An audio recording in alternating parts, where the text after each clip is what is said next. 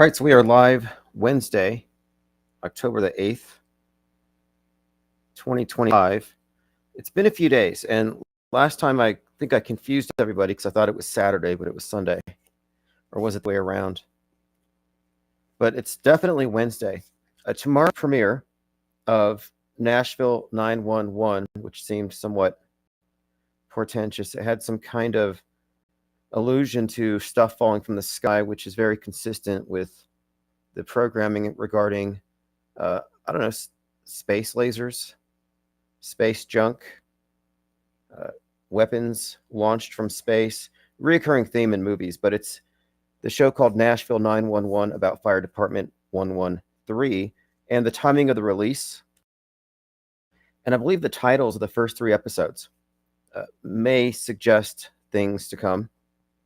And if you've been following us, you know that the mainstream entertainment is something of an indicator of incoming psyops, because there's a direct relationship between the simulated events, the psychological operations that we see day to day, and what's happening in the entertainment, whether it be video games, books, or movies. All right, I'm going to get my YouTube channel up. So if you're in YouTube and you want a blue wrench, just comment. And I'll be going through all of your comments today as well. I have plenty of notes to go through. I've been printing out my notes on the expectation that if I'm out, there's usually a chance that we might have a live chat.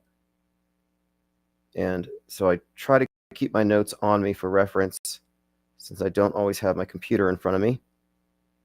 And on Thursdays, there's a new show. It's a new weekly program. It's myself and Fakeologist, and we'll be taking calls. So if you want to call in, Thursdays today. All right, here we go. Portal Complex, Let's Go Till, Andrea says, Kevin Mooring, Intelligent Counter Spell. Portal says, let's bring back the 2017 chat raids. I think that gets you banned. You know, I think that YouTube has inoculated itself against any kind of disruption to the programming. It's tightly controlled. We all know this. It's a closed informational system. It doesn't want any output or input, rather, from side of their narrow view of things. Everything is PSYOP reinforcement, and that really kicked off after the Vegas event. If you recall, and you can find headlines and stories, after the Vegas event, it was decided that YouTube would promote, quote, authoritative content. And that's because they had to compete with people calling it fake. And the people who called it fake got more traffic, because at that time, it was actually a bold claim. And the people who called it fake oftentimes did so kind of guessing it would be. So they didn't always have all the information up front, but it became sort of a way to get ahead of the competition. And that's where the phrase auto hoaxer came from. And the auto hoaxers, of course, as it turned out, were correct this entire time. Now, if you look at the screen, there's a picture of Jackie Kennedy and Lyndon B. Johnson, and she's covered in blood, but it might be Heinz 57. Most of us here know that Lee Harvey Oswald did not shoot Kennedy. Stanley Kubrick did. It was a movie, just like the Charlie Kirk thing. And if anyone's analysis begins with the presupposition that Charlie Kirk is dead, you can just tune them out. They're either clueless or they're insiders, and they're part of this staged theatrical event. And I would include a lot of the loud voices on this topic in there are some people just don't have any way of giving them plausible deniability for being participants and insiders on such an event. The Charlie thing would necessarily include it being staged, would include the participation of, for example, Erica Kirk. And these are things you can't really argue away. These aren't opinions. When it comes to our statement here that these things are staged, we have so many hoax indicators that have not been refuted, and they've been piling up, especially around Erica Kirk. But even these, outsider, maverick, independent journalists like Candace Owens, who I believe she got her start with Project Veritas, which is very questionable. It's just propaganda disguised as independent journalism. But even she's part of this. It's not like she's rogue and the system wishes that she would shut up. No, she's there to promulgate the view that it all points back to Israel. That's been her point from day one, through insinuation, through hints, and now through alleged evidence. But it's always been the same. But again, it starts with a presupposition that Charlie Kirk is dead. And my Heinz 57 reference with regard to Jackie Kennedy, who showed up at LBJ's swearing-in ceremony, not only laughing, but with blood on her dress. 2 months before her husband was assassinated, that is on 9/22/1963, she filmed a home movie where they simulated his death. They enlisted the help of the Secret Service, and they used Heinz 57 on JFK. I don't have that video, but the writer from a Vanity Fair article wrote about it, and he included some screenshots. And he suggested that maybe it hadn't been released because of its obvious macabre, almost prescient nature. But no, it wasn't that it was prescient. It wasn't that they were psychic. It wasn't a coincidence. They were reversing. It's a big joke to them. I mean, what do you make of it? All this talk about JFK files being released, and the only thing of interest is the fact that JFK simulated his own death as part of a home movie exactly 2 months before. And in the Vanity Fair piece, which you can find online, the still shots are compared to the angle of Zapruder and his film watching the car go by. Portal Complex says, looks squibby. Yep. And yeah, Charlie Kirk is in Valhalla, along with George Floyd and Derek Chauvin, and a whole cast of characters. It's like Crisis Actor Island is actually Valhalla, if you didn't know. So let's get back into my notes. So lately we have been working on really defining what it means to have the off-world stage perspective. And it's not just about, it does not mean tuning out from the news, like going on a island and not paying attention. Even if someone had brought up the Amish, are they off-world stage? Absolutely not. The perspective that we call off-world stage is defined essentially as the perspective that views the world stage as a closed informational system. And so people don't look at it this way because they haven't tested the parameters. They haven't gone to the edges. Those who have, the conspiracy theorists, are given a whole lot of rabbit trails that keep them within that closed system. And they're very closed-minded when it comes to anything outside of that box. And what I'm referring to is media fakery and the extent of it, how pervasive it is.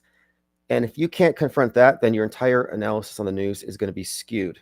And the significance of it is difficult to overstate unless you really contemplate what it means to have consistent psyops day after day after day, and what that does to our consensus history.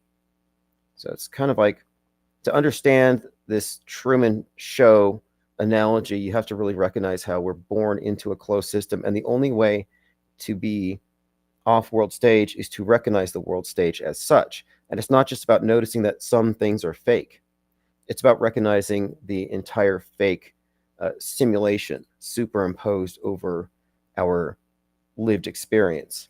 And this is a very, I think, a sensitive topic for them, this topic of media fakery. Look what they did to Alex Jones. They try to make some examples.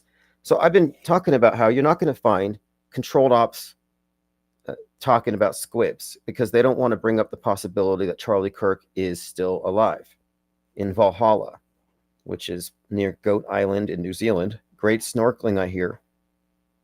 They don't want us to go there. So I kind of pushed the issue.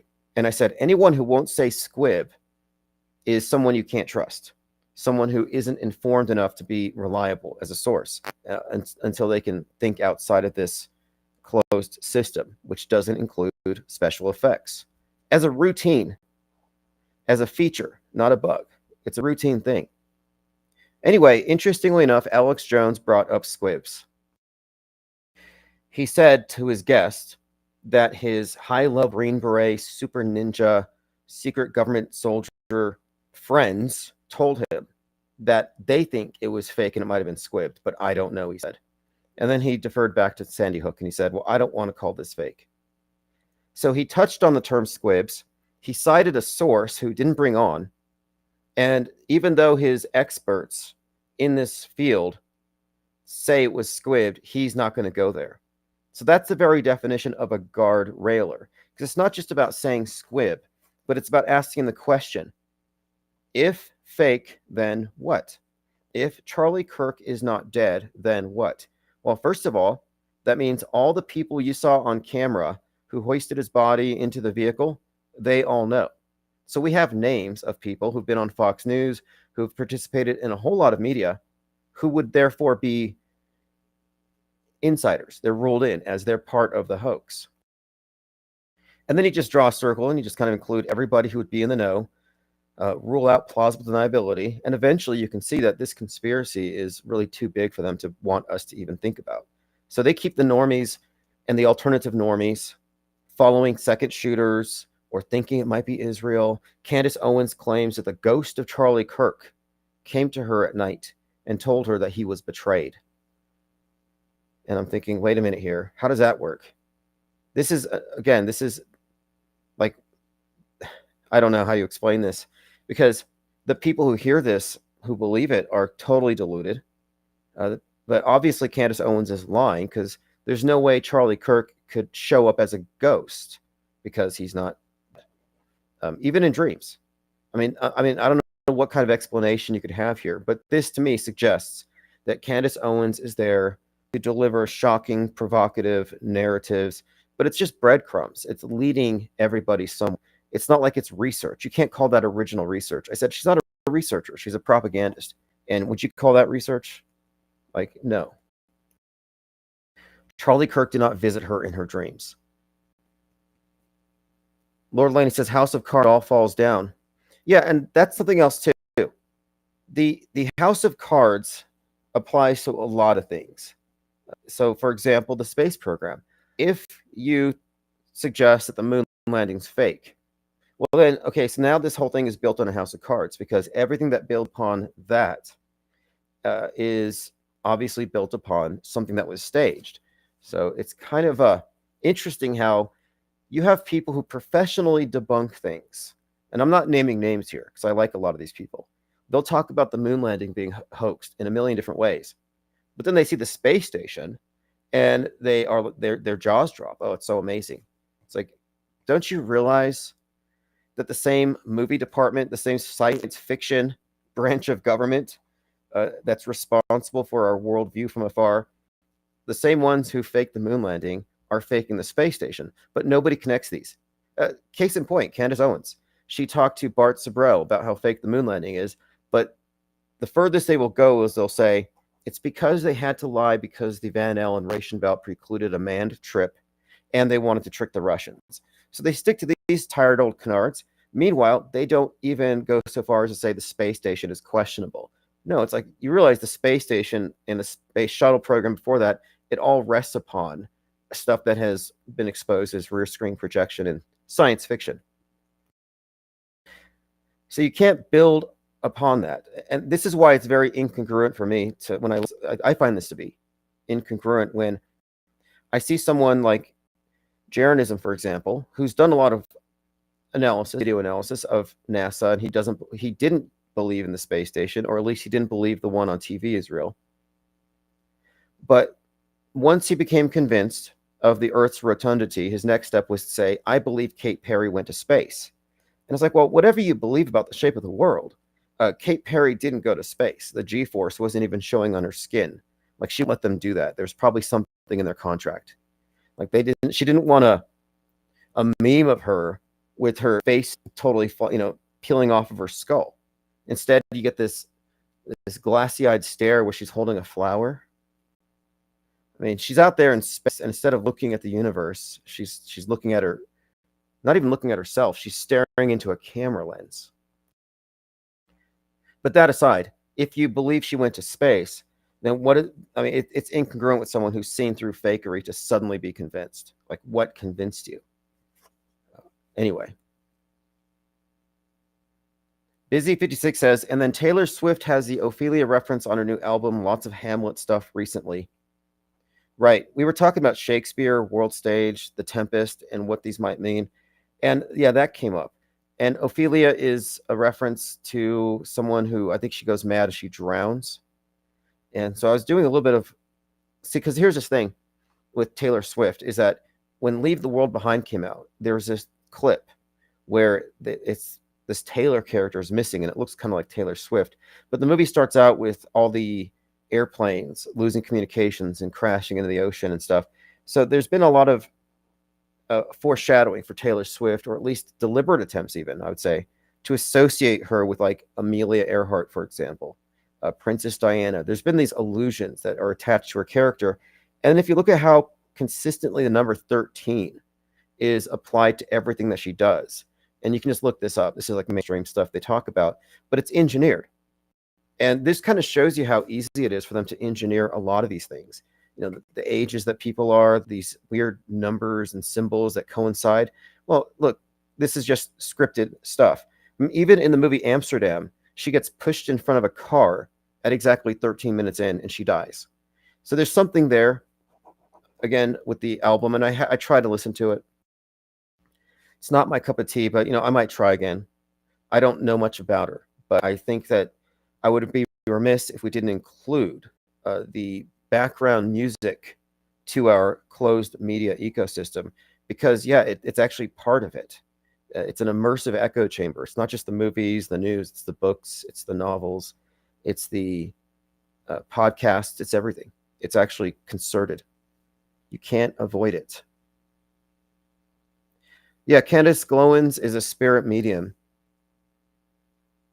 Portal Complex says she's about to leave the world stage. She delivered paperwork at Dead Man Switch. Yeah, I saw her Dead Man Switch thing, and basically she's doing what MTG did. So instead of saying, oh, we're being swatted, because fake swattings was a thing that the right used to do whenever they want to look like victims. This is all just posturing. Then they went into, see, after fake swattings, I think they got into something else. But the new thing is definitely, oh yeah, that's right, getting shot at, fake assassinations. So swattings, and then Trump kind of one-upped them all with the fake assassination. But now the new thing is claiming they're about to be assassinated for telling too much truth. So you have Theo Vaughn, the comedian, saying, he's giving this long speech about how he would never hurt himself. And he says, please kill me, Israel. MTG, same thing. And now Candace Owens giving her version of the if Israel kills me thing. This is all just posturing. It's obvious that you're right, though. She might be expired. Maybe her role has played out. When did she was 33 when she started White Lives Matter. Now, I was predicting that Laura Loomer would be the first one to be yanked off the world stage based on her parallel character in The Madness. And she's 32. Just taking note of their ages, because these things do tend to be included in the general story. Birth dates are very much emphasized here. Speaking of which, it'll be happy birthday Charlie Kirk and happy birthday George Floyd on the 14th. So I don't know how you're all going to do it. Get a cake half and half, but it's going to be a big day. You can already tell, because the No Kings, and I already see some of the No Kings people driving around. The New Kings are, the No King protests are building up, and there are people who are getting ready for that. So you got No Kings, Charlie Kirk Day, that will be countered, ironically, by George Floyd proponents or whatever. St. Floyd versus St. Charlie. And then, of course, there's already a lot of stuff going on. I think in Tallahassee, troops are being deployed. Going through your comments. Okay. Busy56 says, what I'm saying is Candace Owens' dream of Hamlet is coded, with Hamlet seeing the ghost of her father, saying he was betrayed and killed by his brother. Ooh, that's good. Let's put that in our notes. That's right. Okay. So Candace Hamlet. That's pretty good, considering the resistant Shakespeare references that we have been talking about. And so let me bring up Kirk, because the betrayal thing is a huge part of this story. If you look at the movie Snake Eyes, when Charlie Kirkland is shot in the neck, there's this shady blonde woman next to him. And this shady blonde woman is at the center of the conspiracy. Not saying it's her fault. I haven't seen the whole movie. I couldn't. I thought it was bad. but she's part of the intrigue, this femme fatale archetype. Now, interestingly enough, and you could connect a lot of this to Erica Kirk already, that same actress is Vice President Kirk. And people were saying, Erica Kirk should be vice president. Well, so that right now, that same actress who's associated with the assassinated Charlie Kirkland is in a current movie, 2025, Heads of State as VP Kirk. And it's all about betrayal. So a further connection here, of course, is that people were suggesting that Erica Kirk should be VP for J.D. Vance in 2028. So that was already discussed. I was already pointing out the memes. Like, look how fast this rose up, comparing it to Tempest, which is about the widow and has all the themes of betrayal and assassination and the like. So the Tempest, of course, Shakespeare, where you get Brave New World from, the phrase. Diana Southheart says, twats got fake swatted. Yeah, swatting doesn't even work that way. It's not like there's a number you can call and the police will just kick down a door. Like, there's a whole process involved. Dr. Beck Asword says, I'm thinking there could be an advanced AI that writes the scripts. Point me to it, because I use a lot of the AI to write stuff. And I honestly think that if you have a room full of human writers, you can accomplish all this stuff. Shakespeare didn't need an AI. I mean, we're just talking about essentially inserting propaganda messages into stories that are being promoted. Like, I think it's actually quite simple. I don't think you would need an AI. AI will actually, at this stage, probably diminish the quality. I mean, right now, they appear to be hiring the best writers, Tom Clancy, Alan Moore, the best directors, Jordan Peele, James Cameron, Kubrick, of course. The musicians that contribute to the world stage psyops are all over the place. So I don't think we need to insert anything but man manipulating man. I don't like to overstate AI or even open the door to the idea that it's more than just a tool. I think it's been too mystified. Jurassic Liar says, taking phone calls. We'll be taking phone calls on Thursday when I'm on Fakeologist. I'm kind of between offices right now, but great stuff. It was Jurassic Liars, and I saw this. I mean, it wasn't like you found this, someone gave it to you. You found this live. He was looking up the video where Erica Kirk, 13 years ago, is in a music video that references 9/10. And then in the comments, she thanks Tyler for the great shoot, that she had a blast. So already people have these ominous references to what happened 13 years later. But what Jurassic Liars found is that she posted that comment to Tyler, again, the name of the shooter, and their wonderful shoot on September 10th, 2012. So 13 years to the day. Now, this brought up quite a lot in terms of the characterization of Erica Kirk by those who still think that Charlie Kirk is dead. They think, okay, well, obviously this is some kind of witchcraft. She's behind it. So you add in other elements here, which gets really intriguing when you get into the witchcraft and the characterization of Erica Kirk as this villainess who is part of a deeper plot where they basically honeypotted him possibly, but that she was a pawn of Donald Trump. It gets really in-depth, but it all starts with the false premise that Charlie Kirk is actually dead. But what we're pointing out here, what Snake Eyes reveals, and the connection between Snake Eyes and Heads of State and Tempest is undeniable. What that reveals is that the script for the PSYOP of 9/10 was written at least 27 years ago. That's why I don't think it's an overstatement to say that this is a generational JFK level PSYOP. That this is, in fact, some are describing this, and this is from the left, the Daily Beast, as giving birth to a new Christian nationalism. And I think that's exactly what Turning Point is meant to convey, the phrase turning point. And you can't separate Turning Point USA from Turner Diaries, which centers around the turning point when their martyr begins the revolution. In the Turning Point, the martyr does it by flying a plane into the Pentagon. And this was the book that inspired McVeigh to go after Oklahoma City. So if you haven't read or seen the Turner Diaries, before I learned of Turning Point USA, I was already talking about it. And then I saw Turning Point USA and I said, is this a joke? It seems like the right is going to platform this Christian nationalist revival or revolution through this channel. And I think that's borne out. And I do think that's why the phrase turning point was inculcated into this entire op. Yeah, Kevin Mooring, a lot of people told me that they didn't know who CK was, but I knew because I follow these people, just within the media ecosystem, get all the loudest voices, the ones who are involved in PSYOPs directly, which is a huge indicator.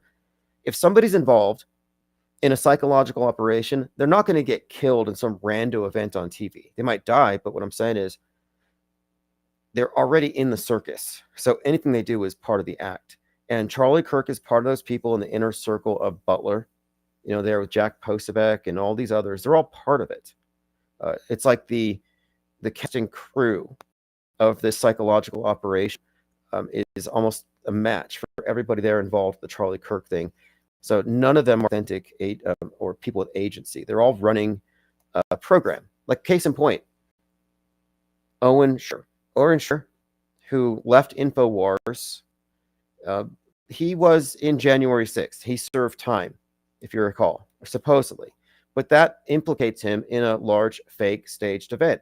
So obviously he's got the security clearance. He's in the circus. And this is the bread and circuses I'm talking about, but he's in the show. So the idea that he would have any opinions that would be outside of that box is kind of misguided. You know where he's at. So when the Butler, Pennsylvania thing came along, I was not surprised at all to see that he was hyping up the idea that it was the second shooter on the water tower. It was a guy from the book depository. I'm like, okay, these people are given narratives and talking points to feed to target demographics. They're not doing research. They're not with us here, weeds, digging for facts. No, they're actually giving you a predetermined story. It's all story time with these people. And this particular PSYOP, this Charlie Kirk thing, I think has pretty revealed that the alternative media emperor has no clothes. It's just basically a big facade. It's just the controlled opposition to the mainstream, meaning it's not just the people who are with the big platforms, but all the people who follow them are the controlled opposition. So if you're drinking Kool-Aid at Alex Jonestown, you are controlled opposition. If you're taking red pills, if you're part of the Q movement, if you're starting off with the premise that these things are actually happening and you're forwarding that propaganda, well, where does that place you? Doesn't matter if you're aware of it or not. Tom Woodward says, heads of state, she gets shot, doesn't show where, but there's blood on her neck. Are you kidding me? So Elizabeth Kirk, we're talking about VP Kirk in Heads of State, who again, played by the actress who plays the blonde girl who's next to Charlie Kirkland when he dies, gets shot in the neck. Now, or there's blood on her neck. Now, what's interesting about that is at the beginning of Tempest, the widow has a dream, a nightmare, where she gets shot exactly like her husband does, and it shows her with blood on her neck. Busy56 says, yeah, and Tempest plays a big theme of betrayal. Antonio Prospero's brother usurps the dukedom of Milan with the help of Alonso of Naples. Yeah, the usurpation here is what's implied, that Turning Point USA, which has grown. I mean, if you look at I think it was Rebel Black who first said this. He's like, why wouldn't death faking work in politics? As far as like rappers faking their deaths to sell records. Charlie Kirk's Instagram went from like 1 million to like 13 million, like almost overnight.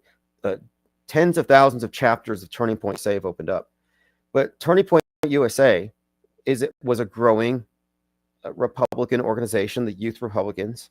So if you haven't heard about it, it's probably because you weren't their target market. They were targeting kids in school, like college students. In The Tempest, the character who's assassinated is the leader of the New Republicans. And he's described as being very influential, that he has the hearts of the youth. Very Charlie Kirk-esque character. Again, he gets assassinated in a church in the first episode. But as far as most didn't know Charlie Kirk until this, I 100% disagree. The people who followed politics from 2016 on would have come across him if they were listening to anybody on the right. Kind of unavoidable. And Turning Point USA has been huge all around. In fact, at one point, they even platformed Lynn Wood. But Turning Point USA has been a fixture of the right. Trump even said that he wouldn't have been elected if it weren't for the street game of TPUSA.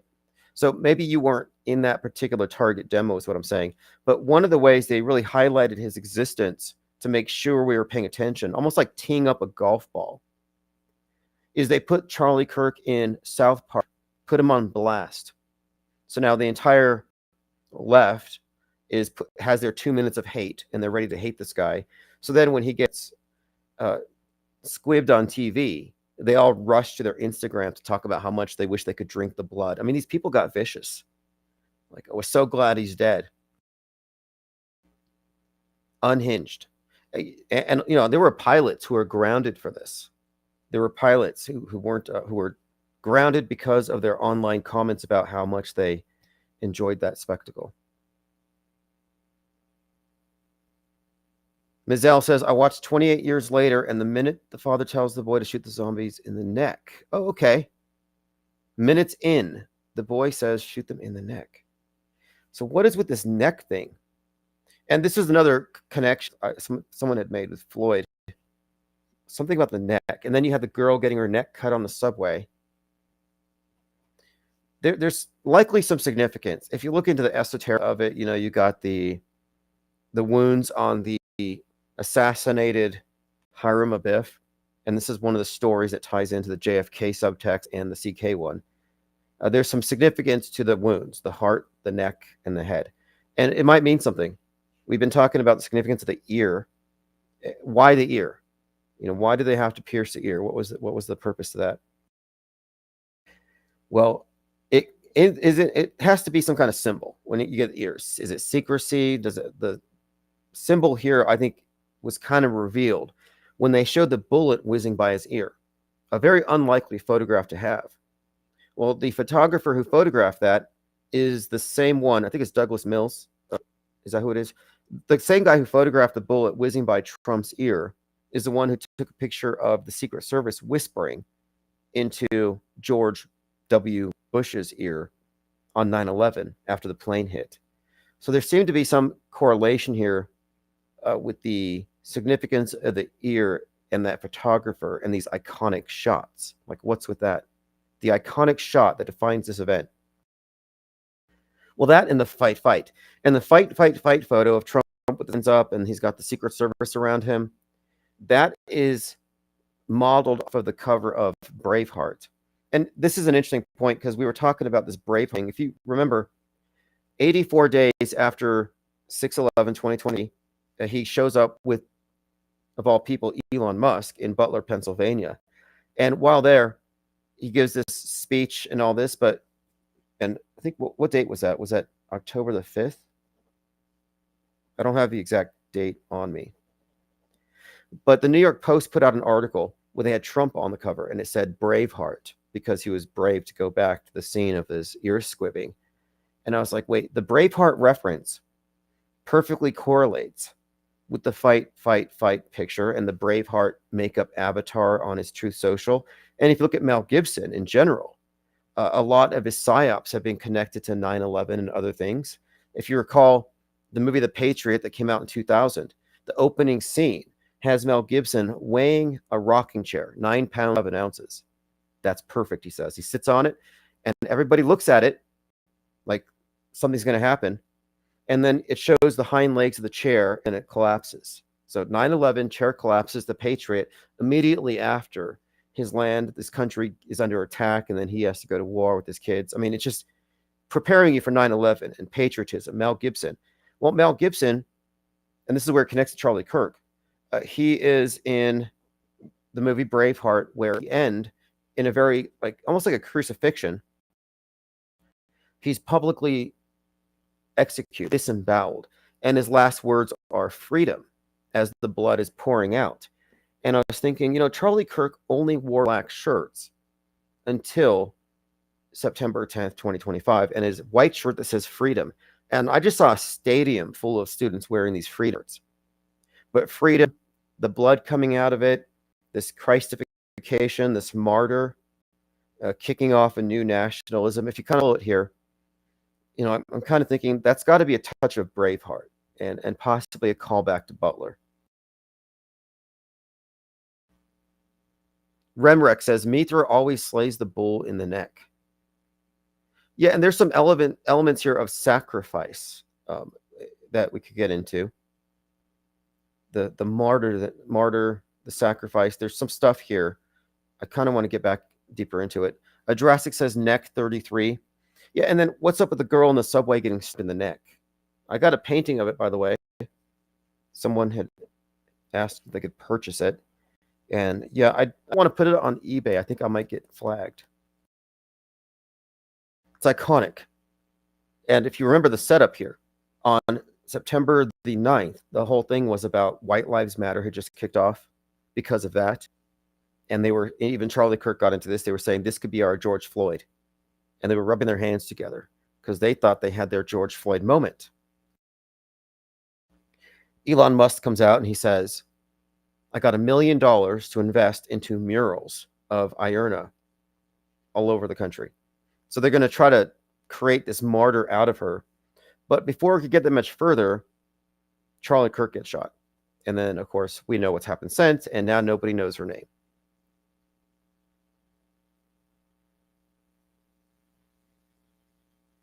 Kevin Mooring says, someone whispered into Trump's ear live.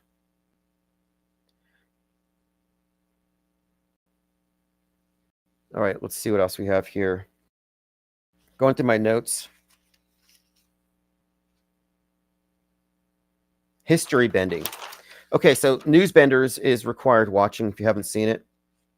But I'm always expanding our glossary, and these are important concepts that are really foundational, because it's not just about calling things fake. These days, anybody can say it's fake.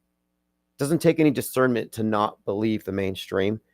To automatically disbelieve is to be in the same category, making the same error as those who automatically believe. There has to be some process involved here. But one of the things that's foundational to our perspective here is a recognition of the long-term cumulative effect of psychological operations that reach the public through entertainment as much as the news, and how it informs our consensus worldview. And the term I'm using is history bending. Again, news bending, well understood, but we're talking about sustained decades of this stuff. I saw that video, Leo the Squib, and here is your blue wrench. Leo the Squib says, Megadeth released a song from their upcoming album called Turning Point. Yeah, it's their 17th album, final album. Megadeth, which is a term used to describe deaths in the hundreds of thousands or something in relation to nukes. So there's kind of a nuke reference built into it. And I watched the video for Turning Point. I'm sorry, not Turning Point. It's called Tipping Point, but analogous concept. And in the video, the singer of the band is like hate staring at this man in a suit. And then the left side of the man's face explodes. Not his neck. It's actually in his jawline. But then his whole head explodes. Make of that what you will.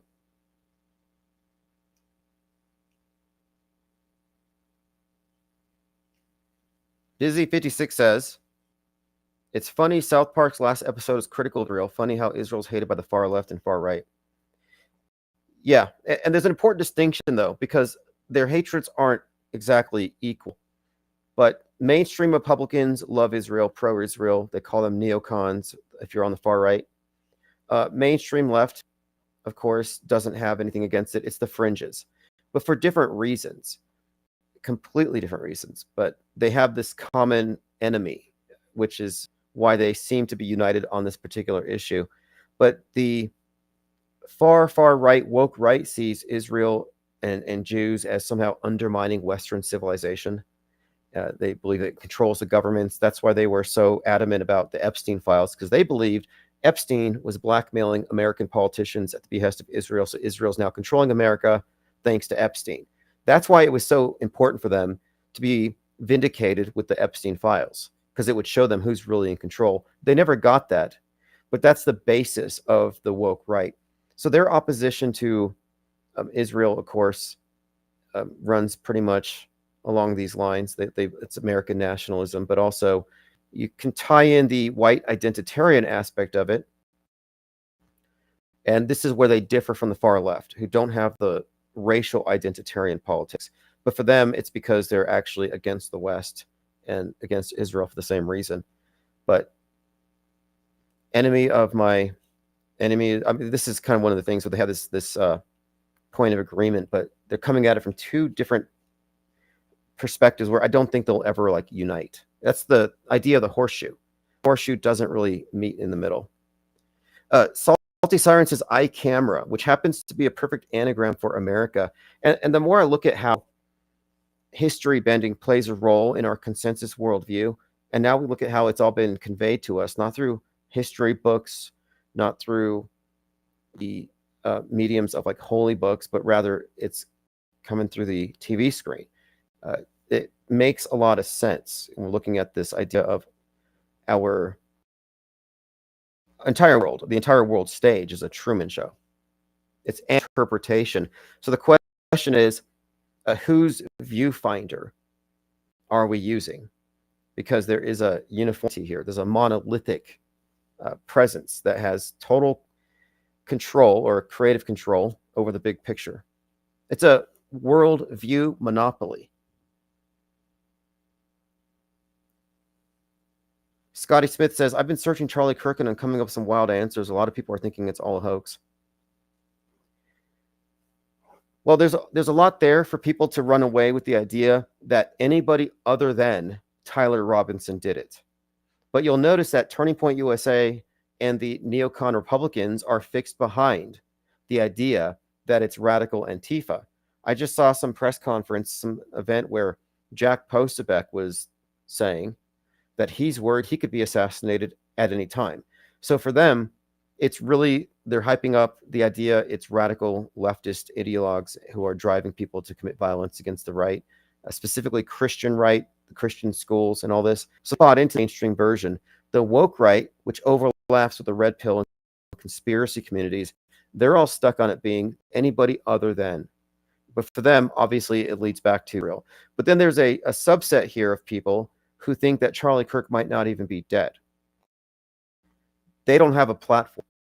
And they generally get merged in with the conspiracy theorists, but they don't have a voice. So they'll listen to Candace Owens and they'll listen to these alternative theories, but they will never hear from these sources the idea that, yeah, might be right. Maybe Charlie's still alive. And now Candace Owens never go there because she's talking to his ghost at night. But if you find anybody who is on the level here where they're able to say he's probably not dead, the next thing to ask them is, okay, well, if he's not dead, it's not where is he? I mean, that's not really an important question. If he's not dead, then who is a part of this death hoax conspiracy? And this is where it gets interesting because, like I said before, you can name names.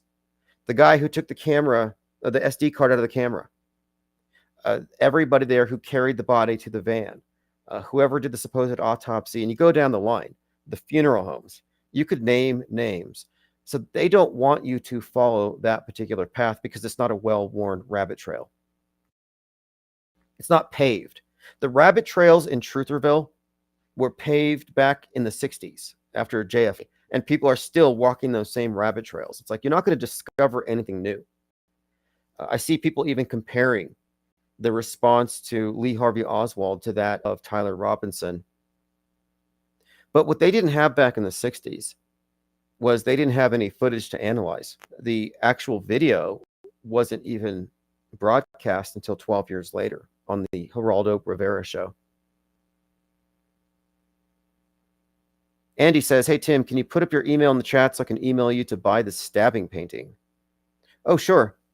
What you can do is email me at timosmond007@gmail.com. For about 2 minutes here, I just want to break down what's been happening for the last 2 days when I was gone. It has to do with an email of mine. One of my email addresses, I won't name because I don't want to give this person any sort of credit or attention.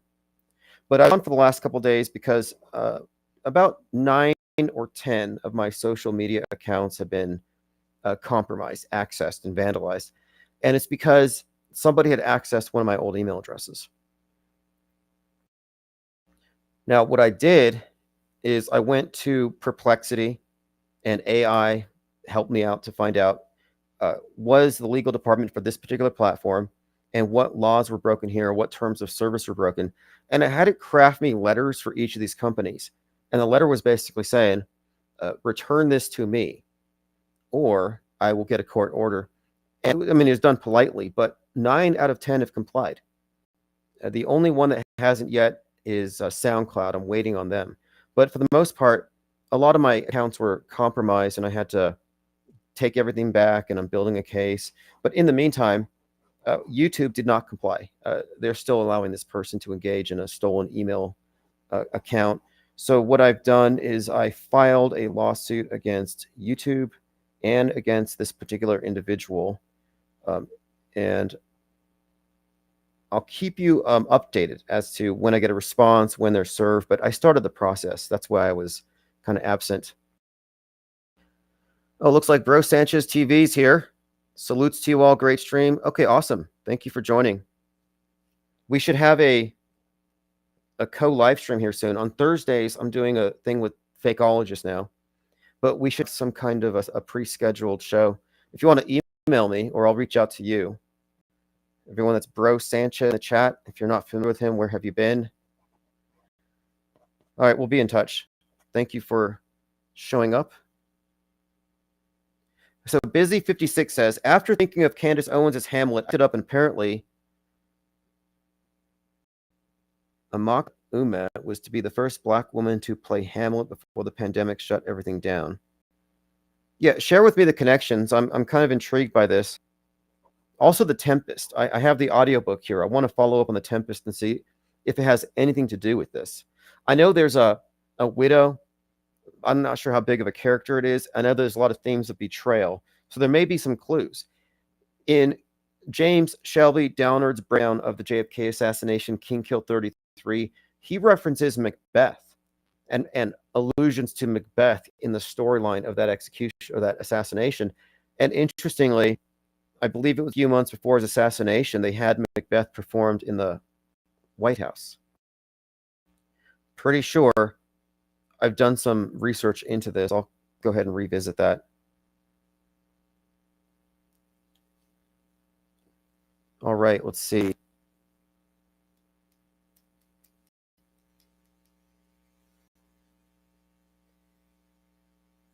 So what I was saying in my notes here, agents can call things fake all day and not threaten the status quo.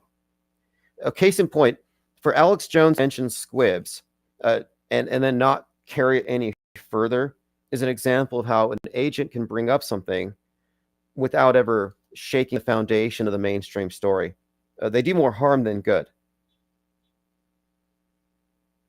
Also, I noticed this trend. There's a lot of new accounts, especially on Substack, these are great channels, big channels, great writing. But what I noticed, they're calling things staged and they're breaking down the events, but they're falling short of calling deaths fake. So they're adopting the same kind of terminology, and they're speaking as though they understand that the media is essentially simulating events on a routine basis or staging them. But I noticed that they're not conflating staged with fake, and these things need to be connected, because it can be staged. I mean, what isn't staged? Staged just means planned in advance. It could be anything, can be staged. A flash mob can be staged. But we're talking about total simulation, a propaganda movie inserted into our timeline with no presupposition of real terror, real destruction, or real death. So if they're not saying fake, that's very questionable. And of course, the word fake itself has different meanings depending on where you are with regard to the world stage. I mean, if you're on the world stage, fake just means bias or a lie. But from the off-world stage perspective, fake refers to simulated events that are performed almost like a reality TV show, special effects, however they do it. But these staged events are treated as real, and they're essentially carved into stone. These things are now part of our shared history, whether you believe in them or not. Okay, Busy56 says Hamlet's mother Gertrude is the widow. She marries her husband's brother, Claudius, who killed him to usurp the throne. It's the Osiris myth. Hamlet does suspect his mother, the widow. Someone pointed out Erica Kirk's Widow's Peak as kind of an allusion to this evil Disney queen archetype even. And it's all there. When you look at that video, it's sinister. The implications that this was a long-term plan. And if you look at the carefully leaked facts about her life, you know, her mom working for DHS, then she's like a Trump beauty pageant girl. And if you put it all together, these are the breadcrumbs on these well-worn trails. You're led to see her as highly suspect if you're not automatically on her side. So the people who are suggesting that Kirk was taken out by someone other than the shooter are necessarily having to examine her as highly suspect in this. And I only got up to episode 4 in Tempest. In episode 1, the husband dies, shot in the neck. This was released on 9/10. By episode 3, she gives a speech to his organization, and she cries on cue, and everybody pretty much falls for her. But at the end of episode 4, there's conversations with her family members about the idea that maybe she is somehow connected to the plot to have him assassinated so she could usurp the new Republicans. Adam S. says this white boy has a clipboard. I don't know what that is. But anyway, let's move on. I didn't know there was some racial component to clipboards. I mean, I don't want the cheap dollar store paper flapping around. Okay, oh, here's another part of it too. So it's easy for a lot of these channels to call things fake or staged, but if they're not talking about the concurrent and predictive programming, if that's not part of their analysis of the world stage and its happenings, then it's not complete. These things aren't inconsequential.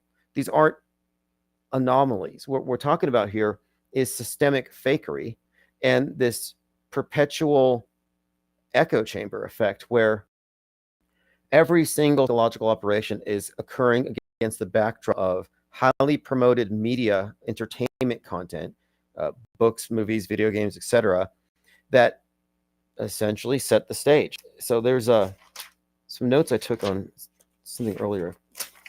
I have to share some of these videos I've been watching.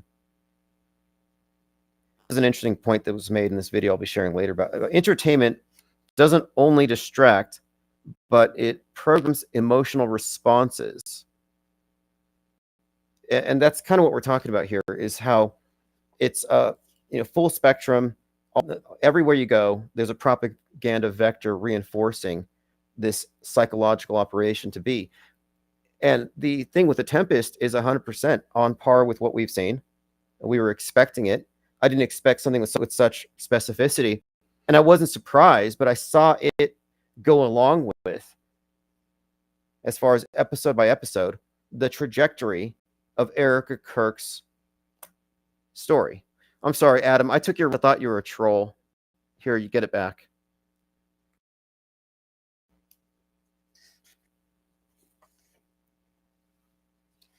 Not that we care.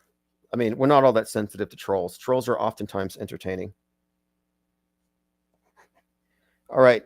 I just never heard that about clipboards. Like, maybe you're right.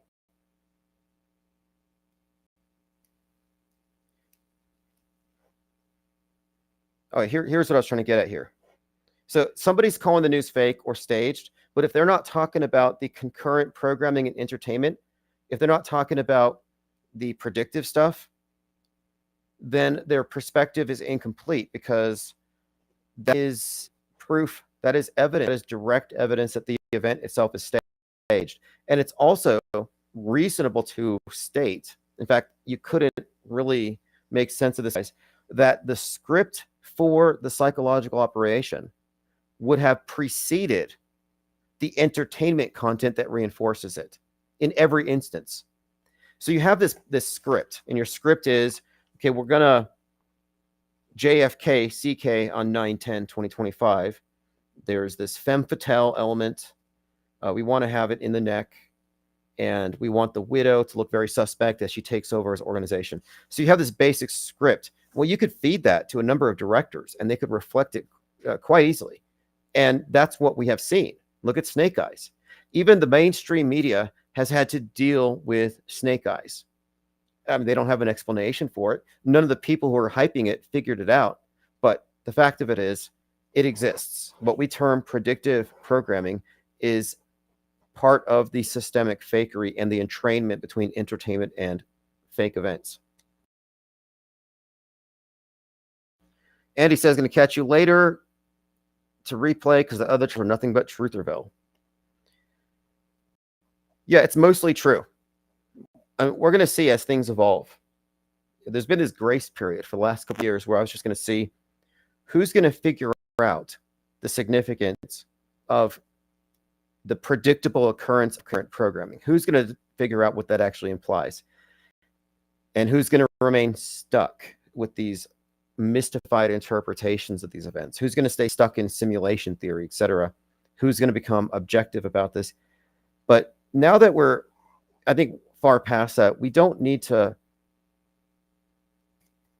lend a hand or build a bridge to the laggards. I think we really need to aggregate around this central new platform, this platform with this premise that the world state is 100% his bent.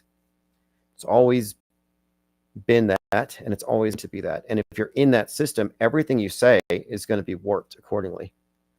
Adam S. says, the squib empties itself unlike a body which drains the blood slowly. Yeah, it looked like some kind of college, like, film studies project, where it's just like a hose. It just gushes. It's very gushy. And squibs are very gushy like that because it's a movie. It's a movie prop. It's meant to be very dramatic. And they certainly accomplished that. Adam S. says, the rate and the point at which it stops proves it to be a squib. I saw a video where it sounded like there was a CO2 capsule or CO2 going off and when the blood squirts out. But whatever mechanism they use, it was a squib. And I considered we should hire somebody. And I would be happy to organize this. We should hire a local special effects crew, and I'm sure that there's one here. Netflix has an office here. They have a headquarters here. Hire a special effects crew. Hey, could you demonstrate a squib? And we don't have to tell them what for, but just pay a little bit of money and do a whole episode observing it and saying, could this be done in front of a live audience, and could it fool them? And we know this has already passed the test in terms of the fakeability test. We were looking at last week on Fakeologist at John Cusack in the movie Grifters from like 30 plus years ago. And they had a prosthetic neck piece over the hose, which was pre-slit to squirt the blood. So when they hit the button, it looked real. And he's just sitting there chatting it up as this blood's gushing out of his neck. Others have pointed out that the three men who look like the Beastie Boys, Sabotage, the guys with the glasses, they're maneuvering his body around. He's on the ground, and whatever they're doing, they're not stemming the blood flow because none of them have bloody hands. So people are noticing, where's the blood? So that's an interesting question. They didn't stop blood flow with their hands. You think they would have had blood on their hands as they walked him out to the van. So that's being noted. Again, these individuals are in on it, whether it's an assassination or whether it's a squib and a faked event. These individuals would be the ones you'd want to talk to. And one of them, the author, his name is Frank Turek. He's been very vocal. He's been on Fox News. He spoke at the memorial. Well, Frank Turek has a couple of books out. And if you look at his books, I recommend you look at his book covers. His book covers seem to have foreshadowing for this eventual event, talking about a bullet hole that shows the world shattering, and it's colored like the LGBT flag. And then the other one has the word God with a hole in the middle, like a bullet hole. And it's something about what God taken from us. But these are very ominous in context, because this is his mentor and pastor, and his book covers written years ago seem to foreshadow in very specific ways exactly what occurred.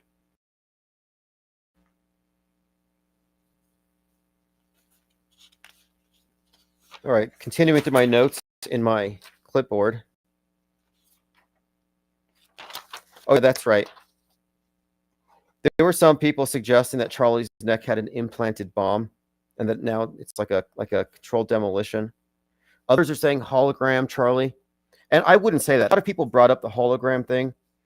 I wouldn't even say it, because it reminds me of after 9/11 truth got started, there were people suggesting, well, planes were holograms, and that they were really just holograms people saw. But when you introduce something that doesn't yet exist, it's purely speculative, you fall into the divine fallacy, God of the gaps. It's fallacious. It's the most likely thing before we invent something that we haven't tested. But is it possible? Yeah, you could create a character who would go through the motions of getting shot and falling on the ground and all this. You could, yeah, sure. But could you do it in front of a large audience, that lighting, and also have the person throwing hats and then somehow being replaced? No, that's where it gets a little problematic. So I didn't give that any airtime, but I'm just pointing out that people have gone in a lot of wild directions with this. But so far, as you have seen, it's all leading to the intrigue of TPUSA working to get rid of Charlie because he was speaking too much truth or something along those lines.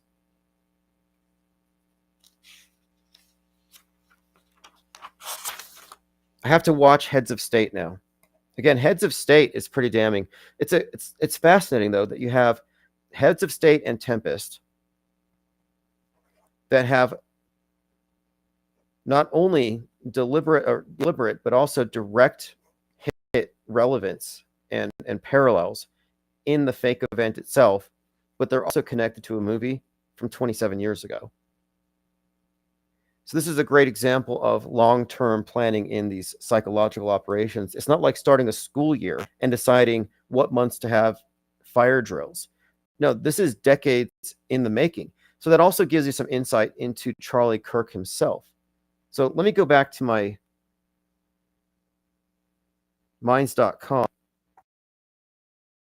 There's a really good article by Miri. The name is Miri. And this is on Substack.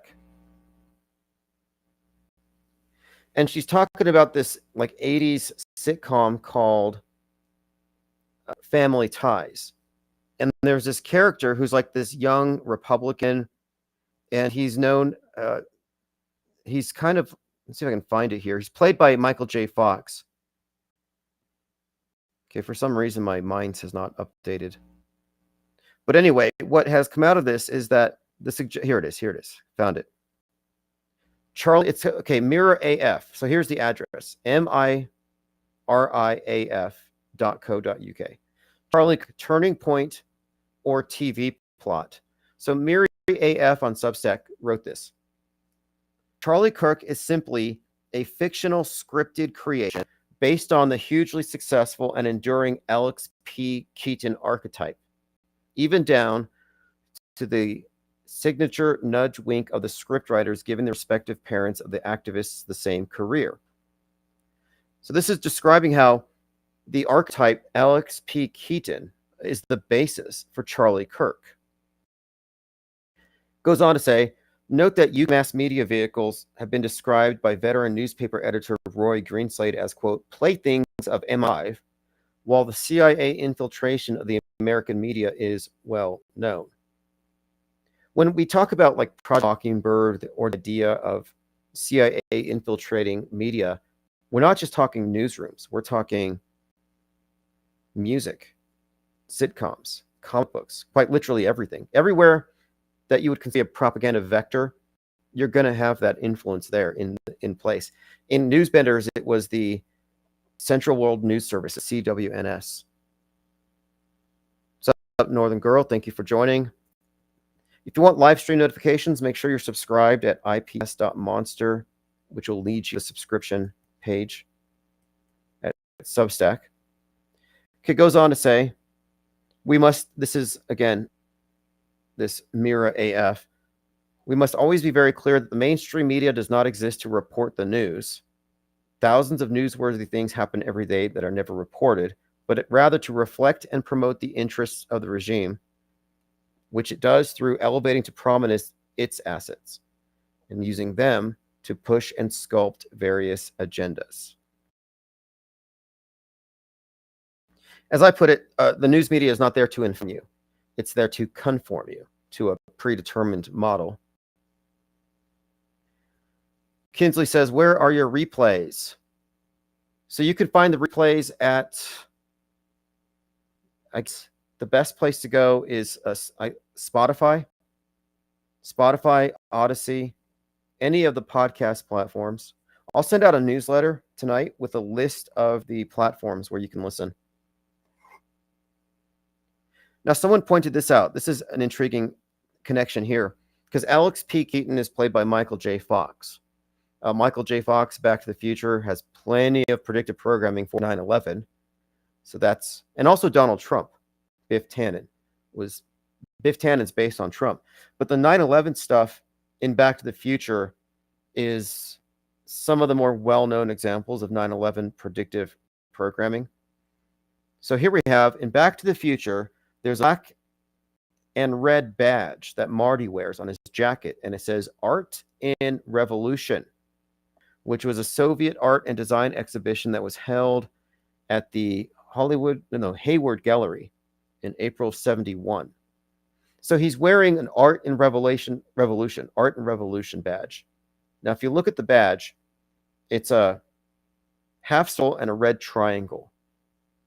And if you look at Turning Point USA, it does look kind of similar. And this is just suggesting here, this Michael J. Fox, what I'm suggesting is that this Michael J. Fox, Alex P. Keaton thing may have some weight to it. And what we're looking at here is what I would call a predictive programming counterpart or proxy. So, for example, Donald Trump had a proxy in Biff Tannen. Donald Trump was also mirrored in the character in Mickey 17, who gets shot and the bullet grazes his cheek. Donald Trump was also in A Man in Full. He's also got a counterpart in Francis Ford Coppola's film Megalopolis. So what we're talking about here is the use of entertainment to foreshadow, quote, real world characters or politicians that enter the world stage. So could this be an example of Charlie Kirk being embodied in Alex P. Keaton before we ever met Charlie Kirk? And of course, the same actor. And this is another consistent facet of it, is that you'll see the same actors in the same roles. So here's just one quick example to show you how consistent a pattern is. The actor Giancarlo Esposito plays the mayor in Megalopolis. As mayor in Megalopolis, he orchestrates the assassination attempt of the Trump character. Same actor plays the CEO in the company Vought in The Boys. And he's the one who presumably is behind this assassination plot to take out the Homelander who's on Trump. Same actor, same role of orchestrating an assassination attempt against the Trump character. And then you can extend their Captain America, Brave New World just came out last year. The trailer came out the day before Trump was shot at. And they changed the trailer because of it. Because in it, the president, played by Harrison Ford, is shot at while at the podium. Well, his opposition is that same actor as other two movies I mentioned, who plays Sidewinder. So you have the same character opposing the same Trump parallel in these movies. And again, this is just a consistent pattern. So they're telling these stories again and again in fictional contexts, which do in fact inform our perspective when it happens for real.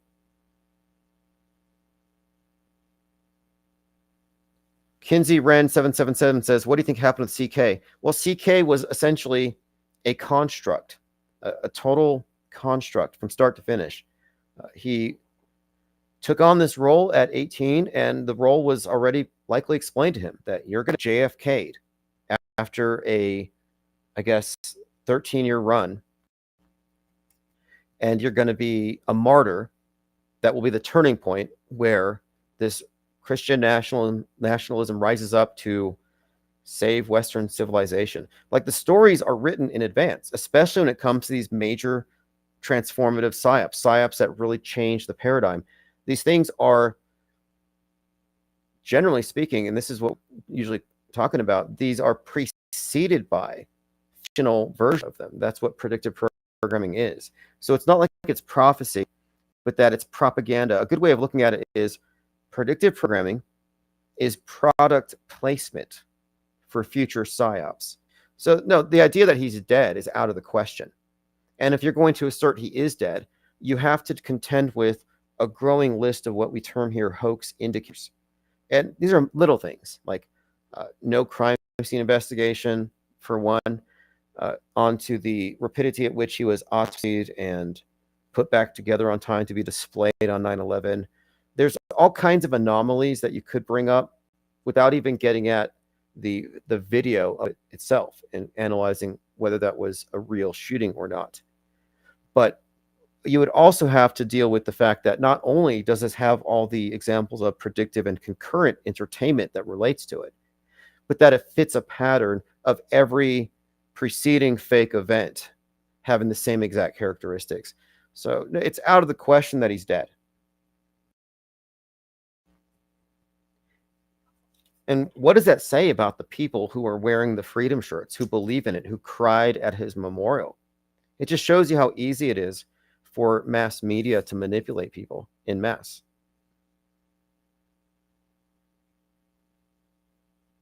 Lean Dion says they come from intelligence and wealth in the families. Yeah, but both of these individuals fit this pattern of what you would call in Russian intelligence legends.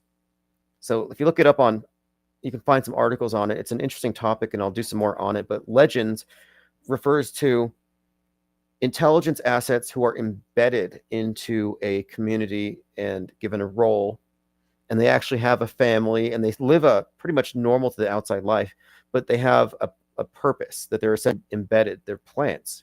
And that's what we're looking at here. Charlie Kirk is a plant. He's not a real martyr. He didn't die for a cause. And the whole thing is an operation from start to finish.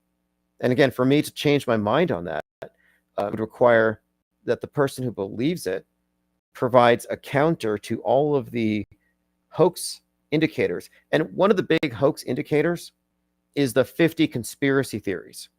All these, and this is because I'm not promulgating a conspiracy theory. The conspiracy theories that are coming from Candace Owens on down, these are actually part of a strategy.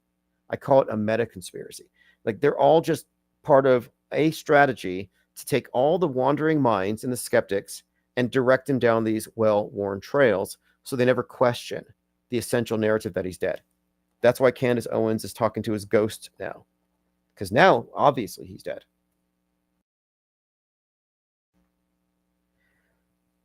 And it's not a controversial thing to say that he's not dead. It's just that this perspective, which is not uncommon, but it's not platformed. The alternate media is 100% controlled, as we can see. It's actually just the controlled opposition to the mainstream, and it always has been. And every single one of these operations, these psychological operations, fits a template where we're actually consistently predicting aspects of it. It's almost comical. You know, I can ask people in a pop quiz how many blank has occurred here, or how many, whatever it is, they know the answers. These things are predictable. We knew that there was going to be a laughing crisis actor in front of the scene, which there was. If you didn't see it, there's a blonde witness, a blonde girl, crisis actor, I'm saying, because she's asked, what did you see? And she's talking to the news, and she says, I saw him get shot in his chest, and she starts laughing, and blood's gushing out, and he rolled forward. Well, he didn't get the chest, and he didn't roll forward.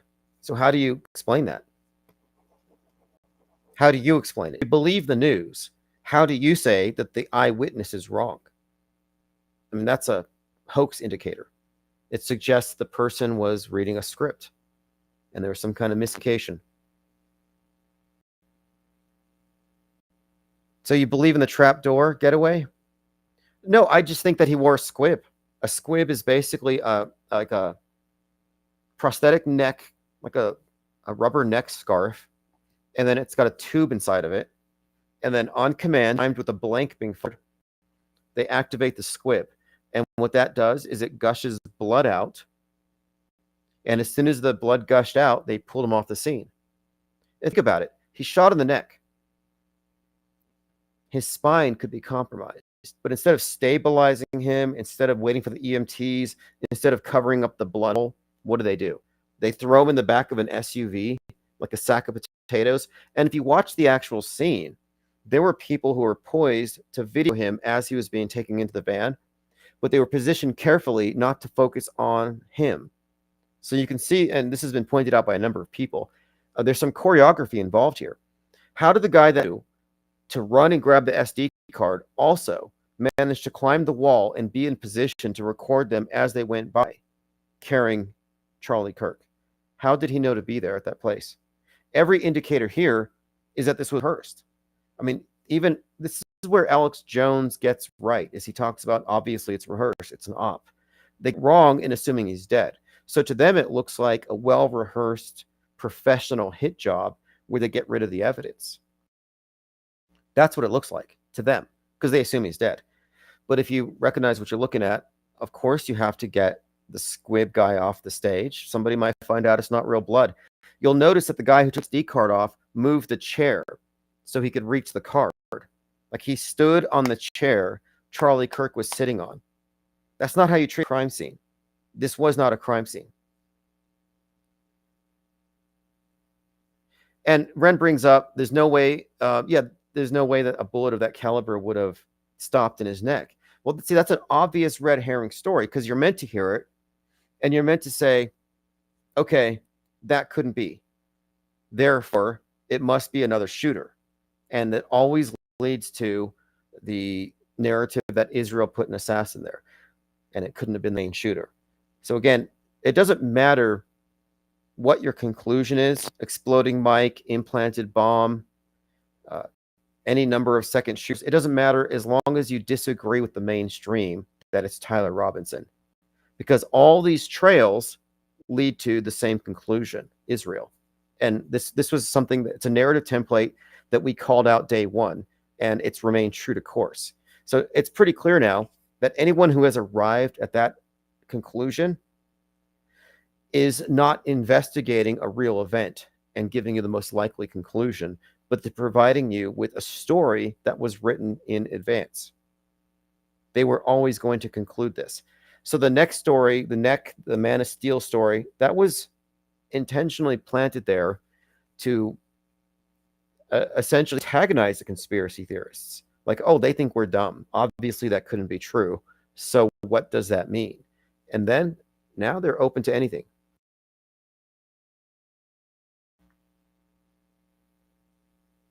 So now, good question. Kinsey Duran asks, so what about the shooter?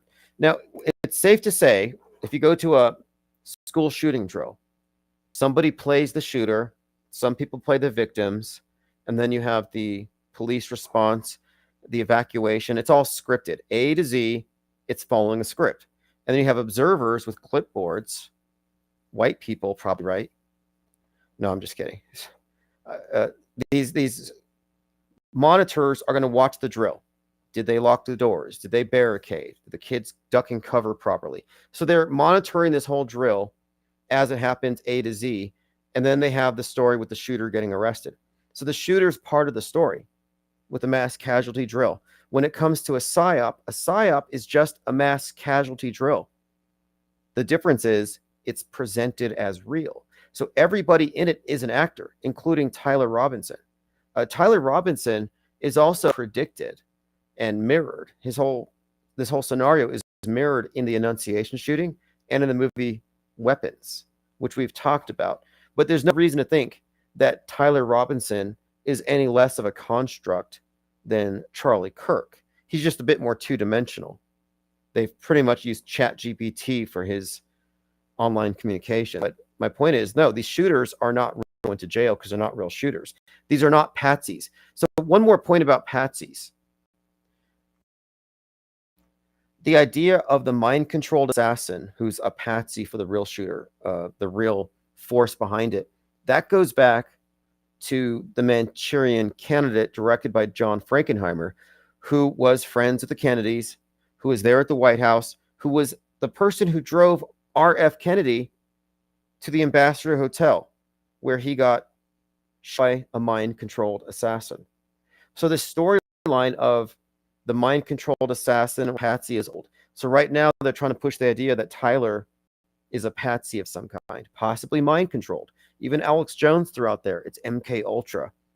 No, that's a big hoax.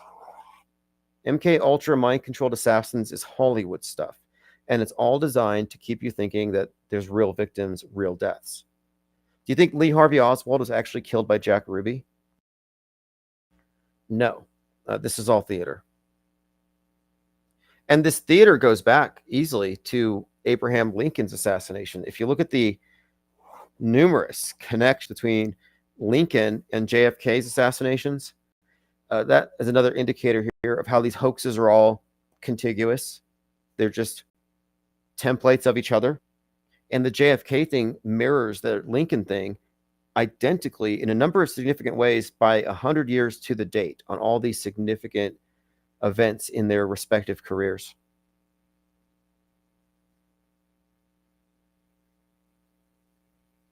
Jessica Roberts says, I'm not an expert on this. I don't know what kind of ritual. It's got something to do with astrotheology.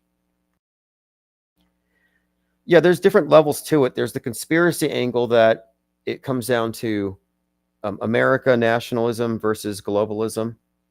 Like that's one. And then there's the deeper level where it gets into, well, the subtexts. Like what are they actually creating out of this? The emotional stuff. But there are these other elements that get into deeper themes, which are, all religions are basically rooted in the celestial realm, the literal movements of the sun and moon. So that wouldn't shock me at all. As far as their birth, look at the birth dates. How weird is that Charlie Kirk and George Floyd are both celebrating a birthday next week? And they are celebrating because they're not dead. Assuming this is their birthday. I mean, that's debatable.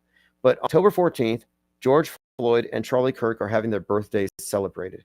Birthdays are a huge part of this thing in all these events. The guy that played the actor, Mark Ruffalo, he was born on JFK's death day, 11/22. Harrison Ford was born on 7/13, the date Trump was shot. Both of these guys played Trump-esque characters or parallels in movies where they survive assassination attempts. Both of these movies came out around the time of the assassination. Both the actors playing the president have birthdays, weirdly enough, that correspond with days that presidents get shot or got shot.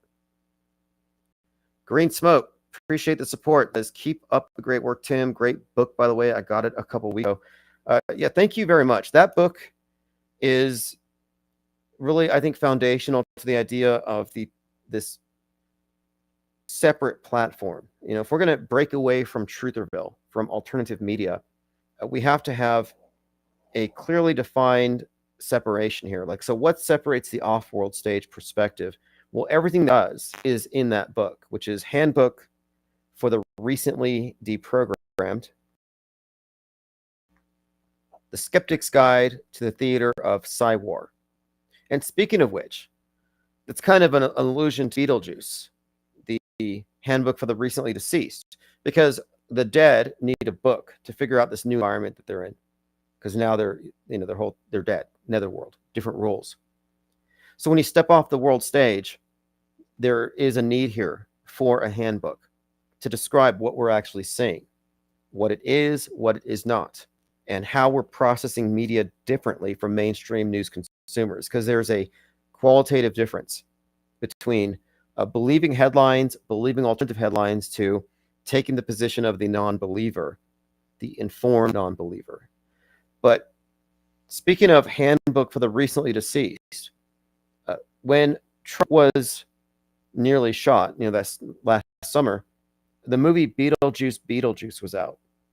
And in the netherworld, and I saw this at the movie theater, there's a Trump character. So Trump is actually dead. And to me, it looked like the right side of his head, but the lighting's pretty bad. But it's definitely Trump in a gold suit with an American flag lapel. So Donald Trump is in the netherworld in the Beetlejuice. And that came out around the time of the Butler thing and the Ryan Roush attempt at the golf course. Magazines, we talk about predictive and concurrent program. Magazines have been solidly hitting this thing as well. So when Trump was on the way to Butler, we were already seeing that the Atlantic had references to the future Trump head wound. We were already sharing this stuff. It happens, and afterward, on 9/11, Time releases an article where Trump is in a golf cart in a sand trap, and it says Trump's in trouble. There's a red flag in the back, and he's on a golf course. Again, that came out on 9/11, shortly before Ryan Routh meets him on the golf course and nearly gets a shot, according to the story, of course. Deprogram Truth says, I would eventually like to get a signed copy of your book like you originally planned. Yeah, it got sabotaged. My book order was sabotaged, but I'm almost over that particular obstacle. That was unexpected. Actually, it's not surprising. It's not surprising. I almost feel like a weight has been lifted off my shoulders. I got to get all of this think tank's best ideas consolidated and published and out in the world before we go too much further, because this does represent a significant schism, and it's permanent. You know that none of us are ever going back to Alex Jonestown, drink the Kool-Aid. None of us are going to go hit the Q pipes. None of us are going to go chase second shooters, and we're not going to suddenly think, maybe Ken Owen's right about everything. Maybe we should listen to more Ian Carroll. He's going to Utah, in fact, to go investigate it. It's like, no, once you figured out that alternative media is just as rigged as mainstream, that they're both you could consider them to be controlled opposition. One is controlled opposition to the other, but so are all of the people who are following behind it.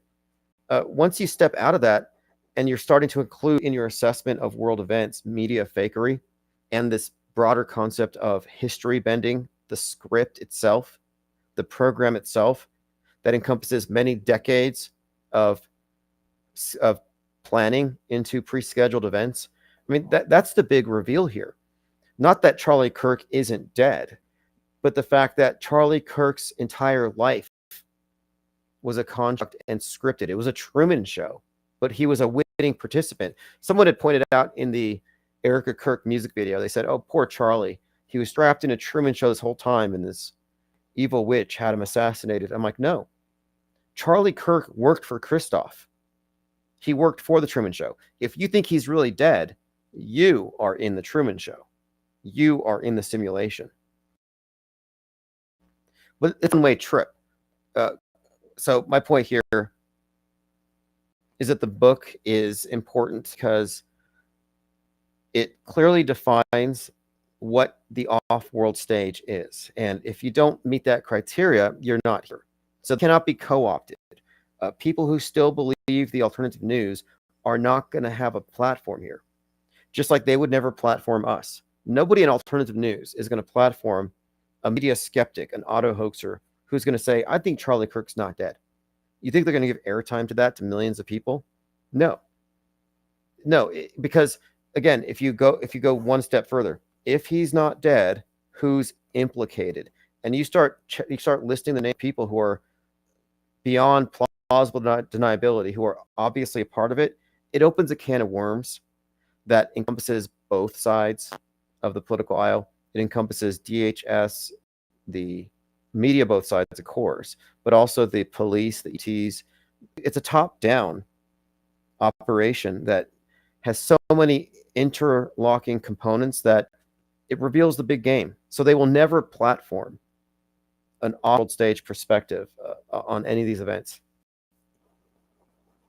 So similarly, we will not be entertaining any of the traditional red pill trutherville orthodoxy without obviously subject to scrutiny and debate, which we have, and which they do not really stand up very well. Especially, I mean, it's in 2025.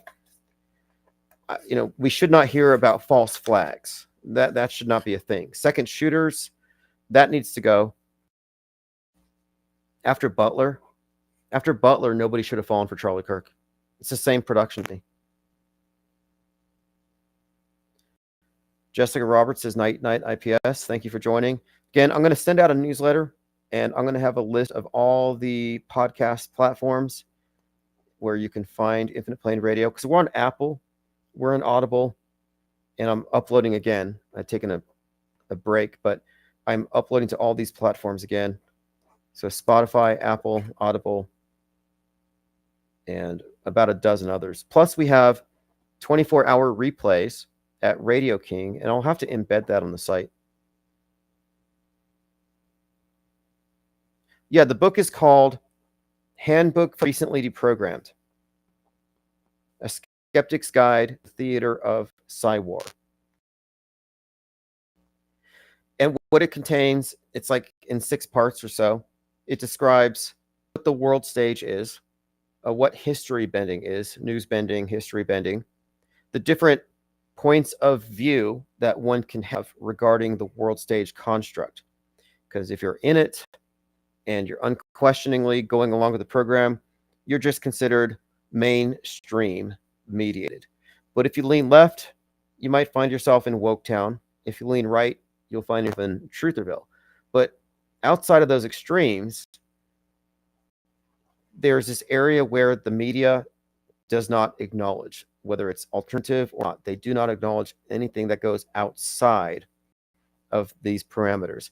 And we're approaching this from a perspective that is, in fact, outside of it.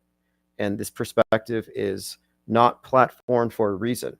And it's because, of course, we're not supposed to know the extent of media fakery. You're allowed to notice psyops if you're a truther, but you're not supposed to connect all the psyops together and recognize that you're actually looking at a worldview monopoly. And if you really follow the logic here, you would arrive at the conclusion that, for all intents and purposes, there's only really government, just one big capital G. The idea of a lot of different governments and competition, yeah, maybe it exists to some level, but as far as our world goes, it's monolithic. There is a worldview monopoly. This is bigger than any monotheistic religion, because this one has succeeded in encapsulating the entire world. Billions of people live in a singular worldview monopoly. And it's not about watching the news. It's bigger than, until you see the worldview as such and you recognize that the reason why it's a version is because it is a closed system, that it is curated. Until you recognize that, you can't really step outside of it. So stepping outside of the program also means recognizing what we call here history bending and the effects of media day by day, the cumulative effects. It does create a divergence from objective reality. And if you're on the world stage, if that is your perspective, alternative or not, you are not in objective reality. You have hyperstitions. You have augmented reality. It's been augmented by things like lies, superstitions. So your paradigm has a lot of things added to it.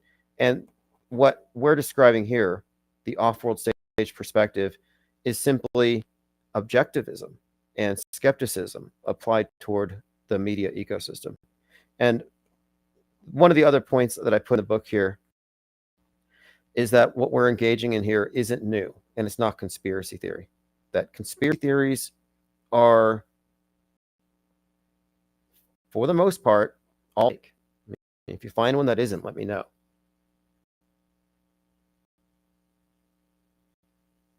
All right, so let's go to .com. I wanted to get through some more notes. So we talked about Charlie Kirk being based possibly on Alex P. Keaton. We talked about Jackie Kennedy and the squib and the ketchup. Candace Owen says Charlie Kirk's death was a military hit, akin to JFK's assassination. Owen says she believes the killing involved foreign actors and literal actors, and it was ran like a military-style operation with at least 4 decoys. She added that she doesn't believe the staircase photo was even taken the same day, and that the man seen running across the rooftop wasn't the shooter. So this is probably true. Like I pointed out that the people think there's a second shooter or a third shooter, and they're identifying different people who may have done it. They're all correct. Every one of these rabbit trails, every one of these conspiracy theories is planted. And they're giving conspiracy theorists what I call truther bait. They're giving them red herrings. So they arrive at the right conclusion in some respect that it's not reported, but they fall far short of saying it's fake. They just run with second shooter, third shooter, endless distractions. And it's very discrediting to mainstream news consumers that the consensus among the conspiracy theorists is that anybody but Tyler did it, but they can't agree on who. And it seems like they're always making stuff up. But this is another example of how the Charlie K thing has been connected to JFK. And this is what I've been talking about for some time, that they have made the connection to JFK pretty apparent from the beginning. Like as I was describing, the number one podcast right now, Joe Rogan, he's talking to Charlie Sheen. On September 10th, the day of Charlie Kirk's shooting, Charlie Sheen makes his reemergence to the world. Charlie Sheen shows up on JRE, and they're talking about the JFK assassination. Again, Charlie, 910. And Charlie is talking about how somebody at one point had thrown something at him from a balcony. They had sniped him. And he describes how it hit him on his right temple. And Joe Rogan says that he had really good aim. He said that what a nice shot. So that might seem like nothing. But the fact of it is, after this, talking about JFK, after talking about Charlie getting sniped and what a good shot it was, they say, oh, Charlie Kirk just got shot. And then after this, Roger Stone says, wow, Charlie just asked me if we could do an episode on JFK. And these things pile up. The JFK references are something, though. The very last video Charlie Kirk uploaded to YouTube was a YouTube short called Enough is Enough. And if you followed Butler, you would know that leading up to Butler, the phrase enough is enough was repeatedly used, and it seems to be an allusion to the Illuminati playing card with the sniper. Enough is enough, and it has this Trump-like face on it. So it's interesting here because after Trump was shot, Hulk Hogan showed up on the stage at the RNC and says enough is enough when they tried to shoot the president. So for Charlie Kirk to make that his final YouTube video, enough is enough, is another one of these elements that connects to Butler. And of course, the wider set of predictive programming examples. So again, enough is enough. That's just another one of these. But the JFKification of Charlie Kirk is ongoing. So for Candace Owens to make that comparison, not surprising. Again, it's the same template as we've been reiterating. Braveheart says, can you think of any ways we can create our own version of a bloody guardrail on our own lives to become irrefutable? Okay, so what do you mean? Nobody dies in movies. When they film a horror movie, nobody really dies. Nobody dies in hyper-realistic mass shooting drills. Nobody dies in psychological operations. In fact, that would totally negate the non-disclosure agreements. But we're talking about extraordinary claims or things that are out of the ordinary, unexpected. But when it comes to regular deaths, generally speaking, it's not extraordinary. It's like to say, hey, this mountain climber died. I'm not going to say, oh, it's a psyop. I'm like, well, yeah, he's climbing a mountain, high risk activity, not a surprise. So when there's a regular run of the mill death that barely makes the news, if at all, like even here, there's a spate of people getting killed by psychopathic teenagers with stolen cars and guns. Well, that's not extraordinary enough to even warrant skepticism. It's like, yeah, that happens. You do have rampant murder and crime. But what we're describing when it comes to our analysis of events are the things that are promoted ubiquitously and attended by hallmarks of media fakery. So crisis actors, predictive programming, concurrent programming, immediately implementable political agendas. I mean, look at how many agendas they launched in the wake of Charlie Kirk's death. Look at the effect that it had, the sales, the not just merch, but also the subscriptions, the blowing up of Turning Point USA, the donations, the floodgates opened up, the GoFundMes, the millions of dollars. All these things are hoax indicators on an event that was already questionable. And anybody who's part of the bread and circus, any of these bread and circus clowns, are automatically suspect whenever something happens with any of them. So the idea that we would need some kind of qualifier to say that somebody die is a little misguided. Like, no, there's nothing questionable about normal people dying.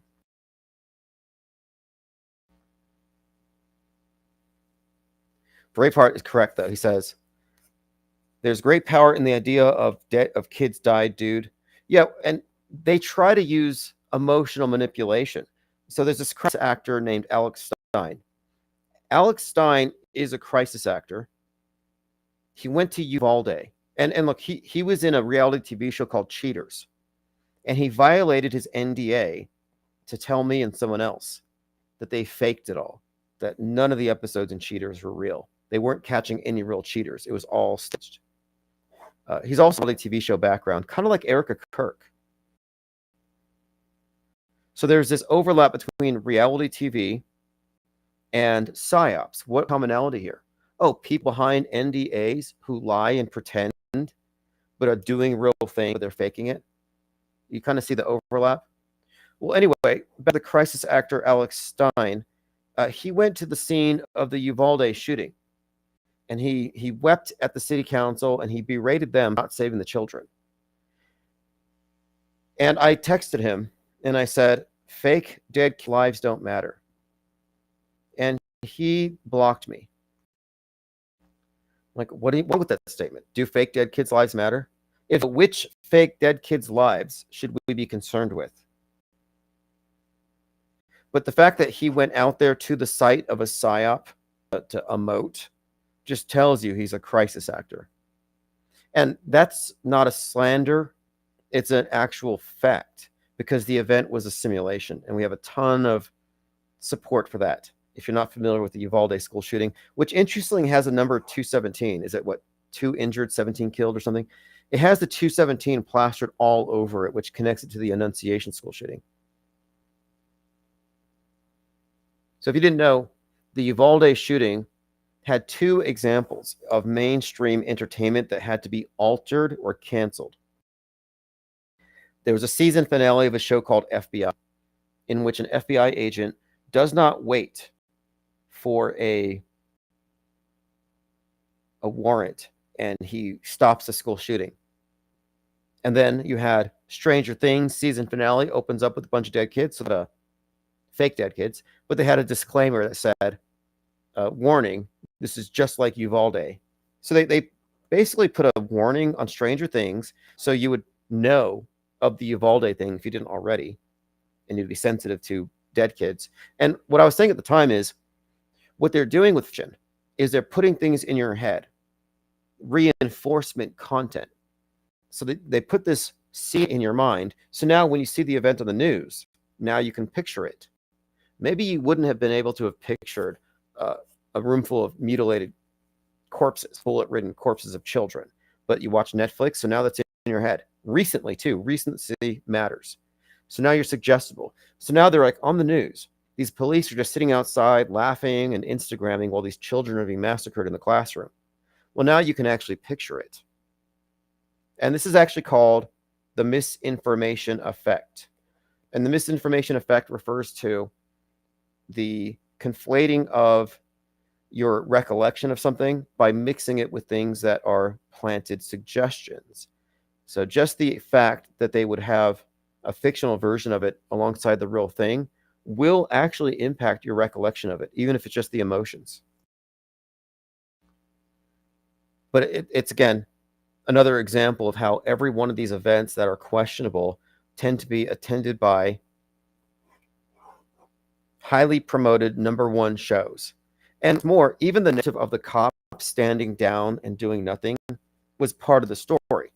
That was why the crisis actor had to go talk to the city council there.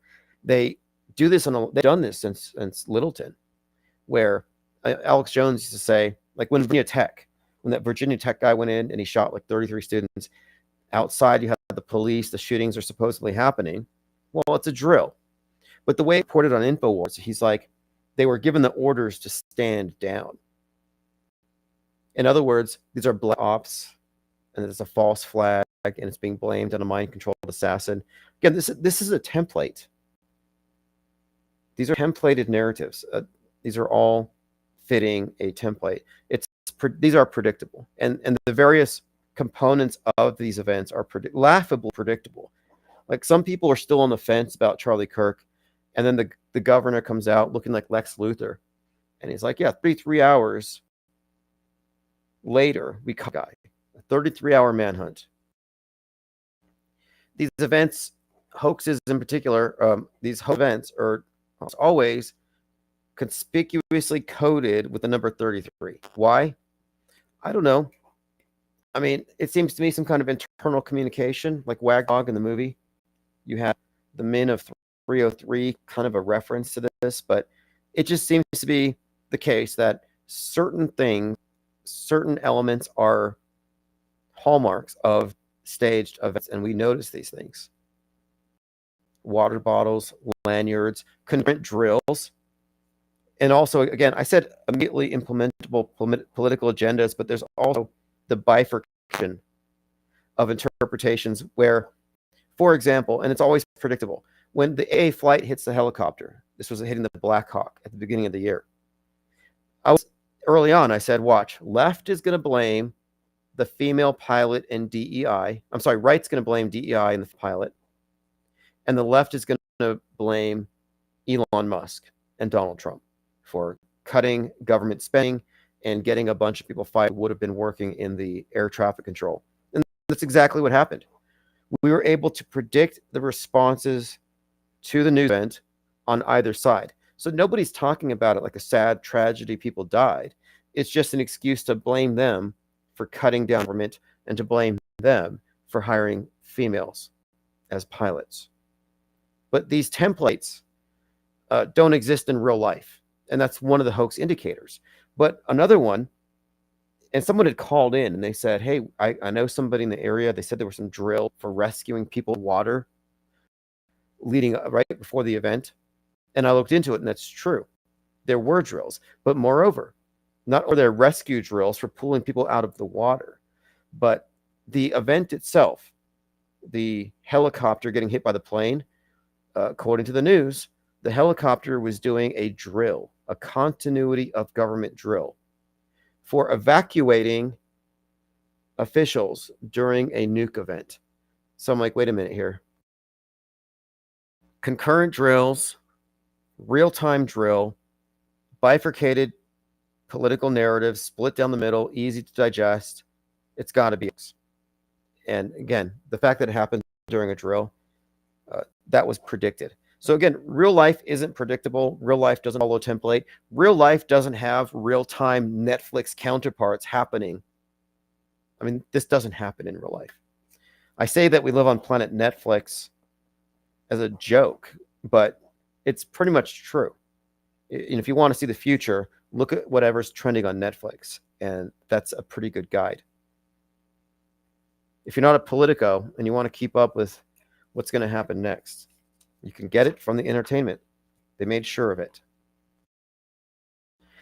And what's the net effect of this? Because someone had asked, what's the point? Well, they're writing history. That's the program. So it's essentially writing history many, many, many years in advance. So think about the wealth and power you get from any kind of monopoly, any resource, any monopoly that you have. Obviously, this is what we're looking at here with the worldview. It's a worldview monopoly. And it's not hard just to extrapolate from that what they get out of it. One thing, of course, is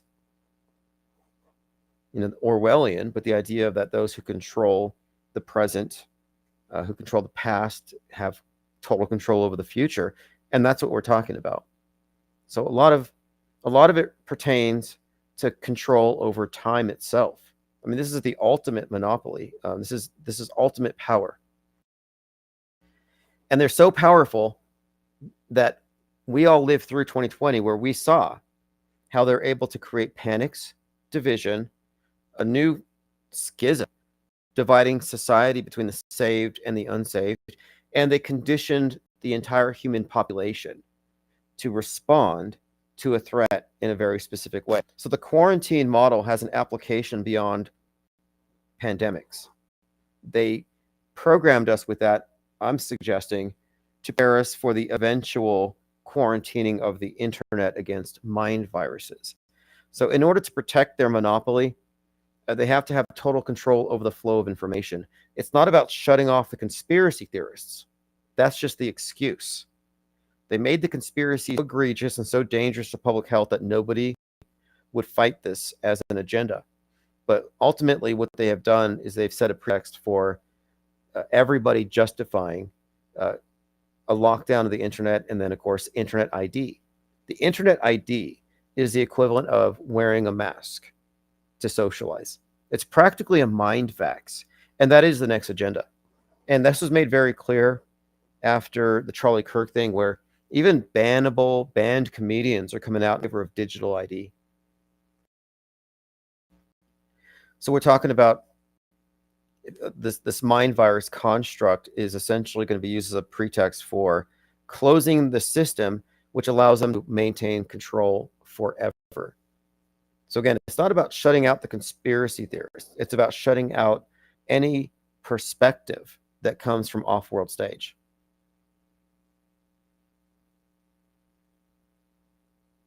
Lily Bell says, has Charlie Kirk had a funeral besides the memorial? No, not that I know of. I mean, that's kind of weird. And if you look at his family and his whole history, I think he's very two-dimensional. I mean, even the children, I mean, they could be cardboard cutouts for all you know. You just see the backs of their heads.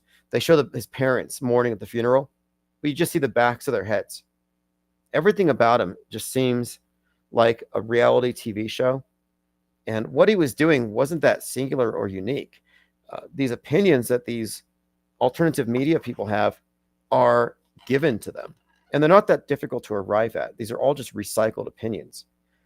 And of course, the other aspect of him is simply that it's that he was targeting the youth demographics, very influential among the youth. And I think that's where the main thing hits. So we may not have heard about him because we're not in that group, but a lot of people have.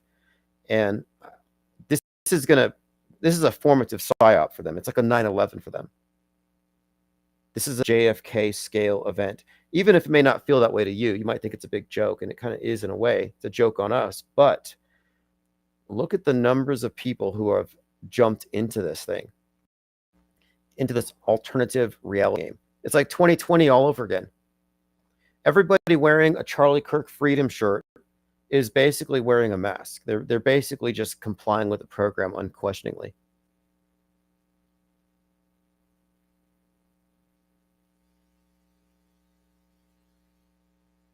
Going through your comments. Mango Penguin says, I never heard of him either, and I was proved me wrong before he was. Yeah, he did prove me wrong. The other guy who you might be more familiar with is Steven Crowder, and his was Change My Mind. Right now, Steven Crowder is going to colleges doing a Charlie Kirk thing, but he's wearing a bulletproof vest. So he's LARPing as somebody that somebody actually wants to shoot. It's like nobody wants to shoot Steven Crowder. But posturing like that, even Jack Posobiec, he's out there at that dinner and he's like, I'm afraid someone might shoot me. It's like, it's posturing, obviously. But you'll notice after the shooting how many people were totally willing to suddenly brand Antifa terrorists. And once they got complicity on the right, oh yeah, let's brand them terrorists, all of a sudden you had a bunch of right-wingers committing terrorism that same weekend. You had the guy crashing his truck into the Mormon church. You had another one shooting up a bar. But again, then you had another one, Charlie Kirk fan, run down 2 little girls who said Charlie Kirk was bad. So again, they get you to comply with, okay, let's go ahead and censor the other guys. Let's brand the other guys. And then they run psyops on your side. And they made this switch in 2022 with the school shootings, where school shootings were primarily terrorizing the left. And the shooters were always right-wing, neo-Nazi, racist, or MAGA. And after 2022, they became Reddit radicalized Antifa, or heavily into what the right calls gender ideology. And then they attacked Christian schools. So now it became an attack on traditional Christian America. So they flipped the script on the shooters to get the right to suddenly acquiesce to, okay, well, maybe there ought to be some restrictions on guns because of this. And then today Trump comes out and he says, we got to set free speech because of the flag burners, because it incites mobs.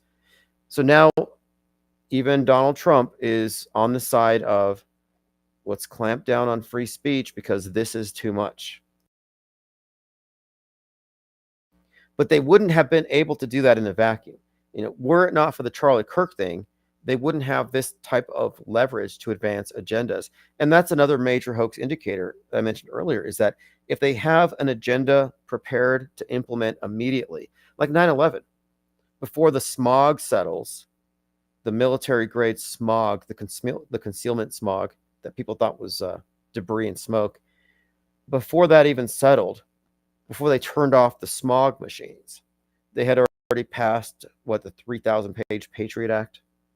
Like, that's a red flag.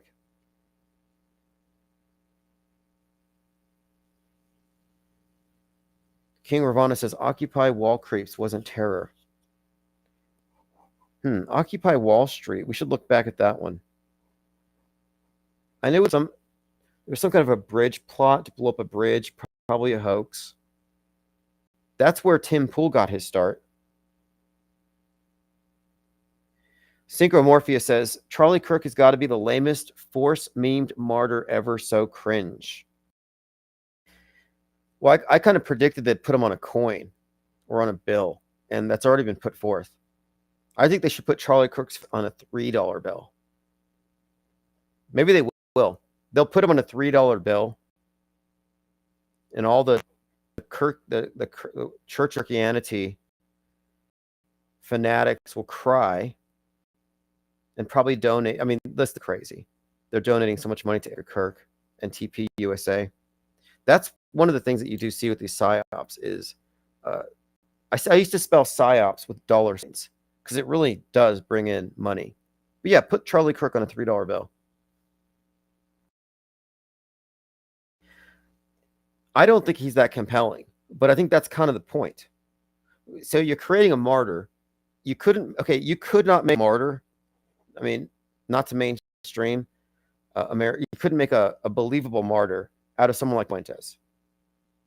But you could out of Charlie Kirk, because Charlie Kirk is, he comes off as pure, boring, kind of blank. And I think that's part of why it works. There's just not a lot of substance there.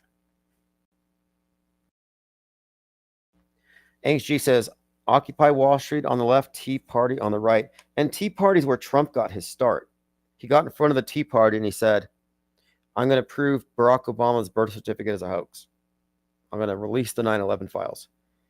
I think it was Penguinati Auto had mentioned Tea Party and Turning Point. The TP seems, and someone else had done some old footage of Donald Trump in his show, surrounded by people in red hats.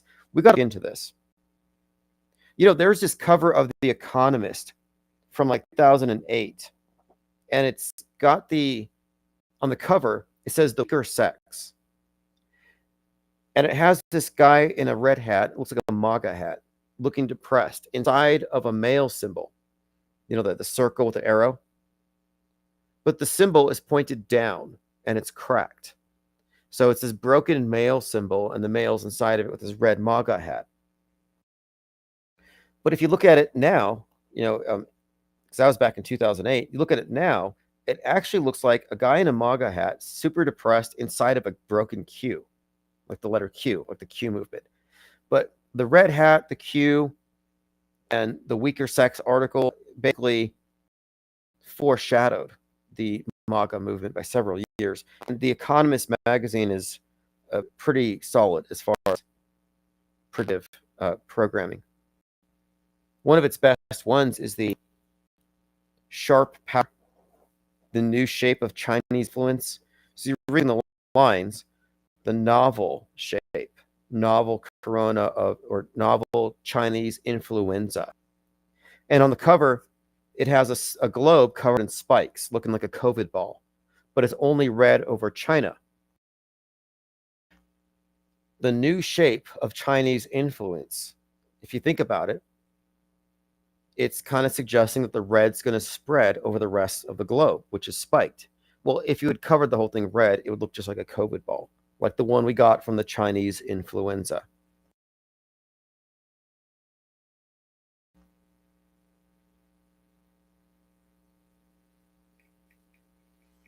Going through your comments. Ribo Nation says Occupy Wall Street sparked class war. Right. And the class war narrative is pretty strong. Last year we had Luigi Mangione shooting a CEO. And that's where you saw the left cheering on murder, which they still do.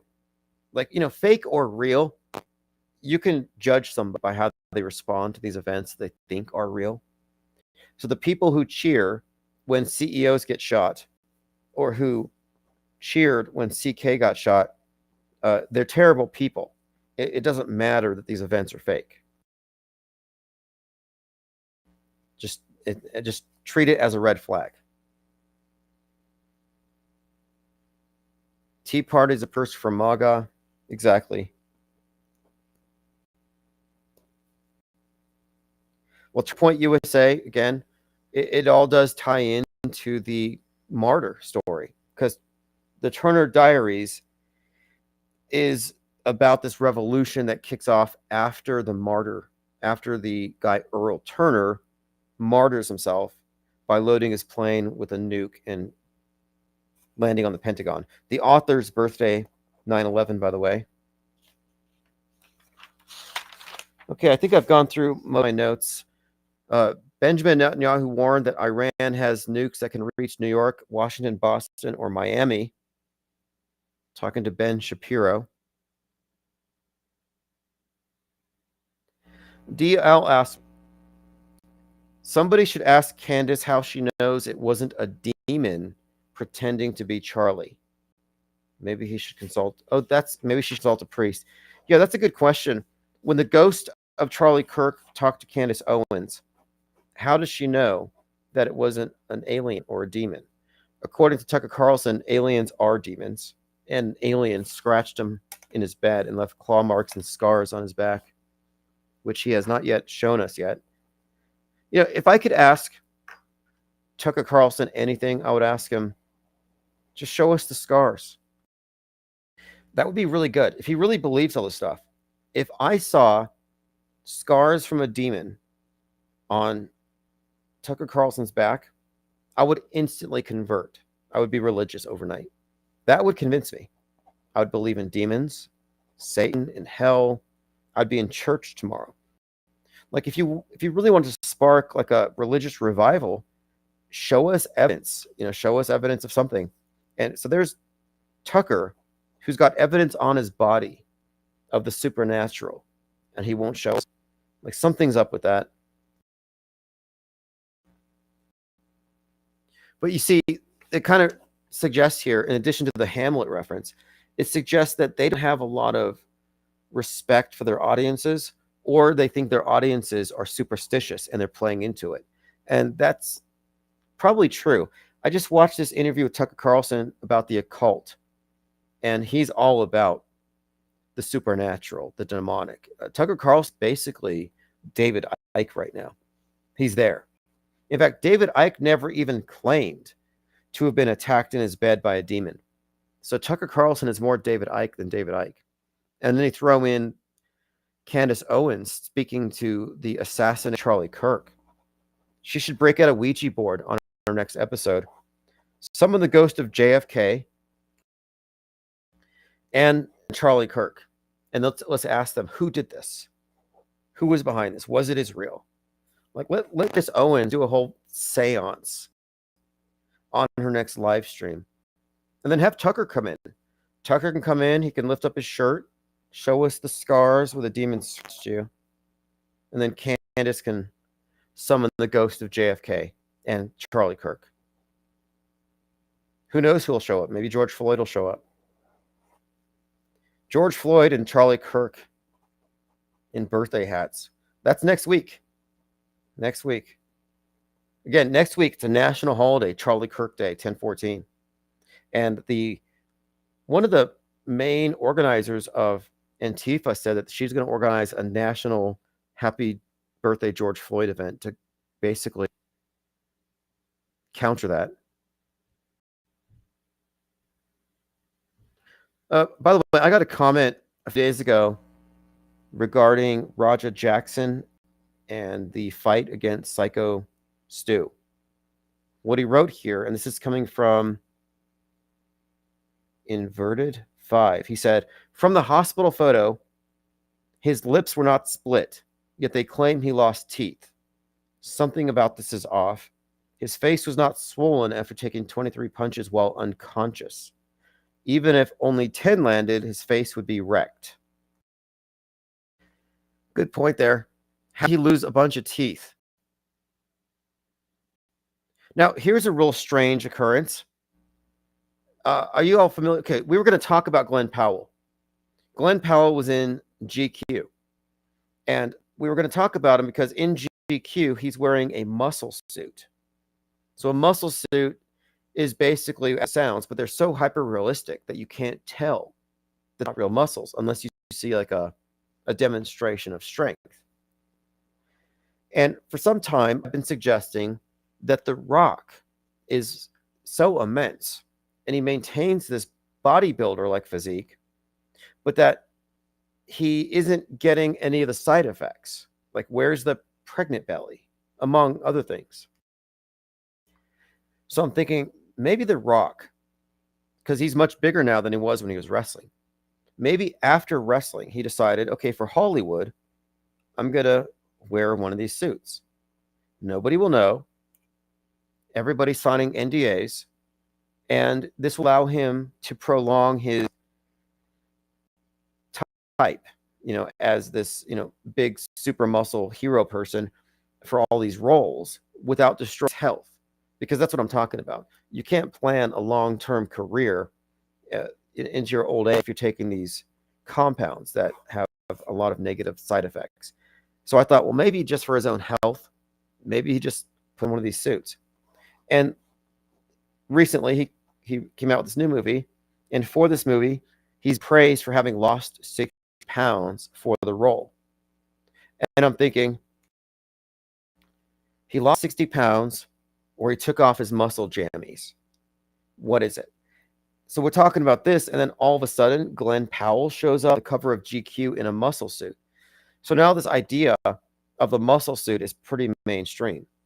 Well, anyway, Glenn Powell is in a new movie called Chad Powers, and this is a football movie. Now, here's the thing, and Rebel Black pointed this out. It's a new Hulu show that foreshadows what's happening right now in the NFL. So apparently in this movie, and I haven't seen it yet, it's about this football player who, the mistake he makes is he prematurely celebrates his touchdown. and he drops the ball before the goal line. So this is called a critical fumble, and it costs them the game, and it kills his career. So it says here, this foolish mistake derails his trajectory as a promising quarterback. The show uses this blunder modeled after a notorious real-life incident where a player lost focus out of overconfidence and fumbled the ball. So this is his defining moment of failure. That's the basis for this movie with Glenn Powell. Now, what was pointed out to me by Rebel Black, NFL player draw the ball before scoring a touchdown for the second week straight, quote, it's beyond stupid. So apparently this has been happening and comparisons are already being made.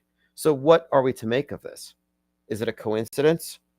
Or are these fumbles scripted to promote the movie? I don't know. Thank you very much, Harmon Walker. Harmon Walker has arrived with a box of 20 blue wrenches. If you have a blue wrench, you can get into our Discord. Go to the post section. So Peace and Wealth Seeker, Busy 56, Flat Bob, Reality Witness, Conscious Reality, Jennifer Reeves, Rhodius, Scott Rankin, NBD, T-Rex in Space, Pal, David Hazel, Vert John, Jakey Frame Covers, Sync Lloyd, Pro Complex, Bach Precision, Clump, Salty Siren, and Eugenie Retrospectology have all received blue wrenches. So Blue Wrench Lodge is on Discord. Everybody should know by now because they put out this. Gilded is shutting down. Gilded will be closed as of December 19th. I mean, if you're in our Gilded, you can continue to post. And I will migrate all the content at the end of November. But we're moving our focus over to Discord. And to go to Discord, go to the posts section on YouTube. And there's a link I just posted a little while ago. So anyway, life imitates Hulu again. This time it's with this football show, Chad Powers, which again came out a few weeks ago. And since then, we've had a number of fumbles mirroring exactly what happened.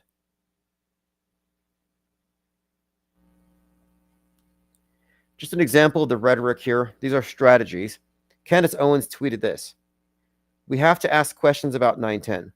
We have to ask questions about 9/11. And we're going to ask every single one of them. Thank you for your attention to this matter. You see what she did there? It's clever. What she's done is she's associated 9/10, 9/11, just asking questions. But they're not just asking questions. You'll notice anybody who says just asking is actually lying. They're not just asking. Anybody who says that is actually trying to get a pass for throwing a loaded question. So loaded question fallacy is a question that contains a smuggled premise that if just by answering the question, you've legitimized a premise that they did not announce forthright, but they smuggled it in there. So what they're suggesting here is that the idea that 9/11 was done by Israel is obviously pertinent to what happened to Charlie Kirk. They can't say it outright. It's always done through insinuation so they can put their hands up and say, I was just asking questions. Now, if you remember the guy, Stephen Miller, was the one who said, Stephen Miller, like Utah Governor Cox, both look like Lex Luthor.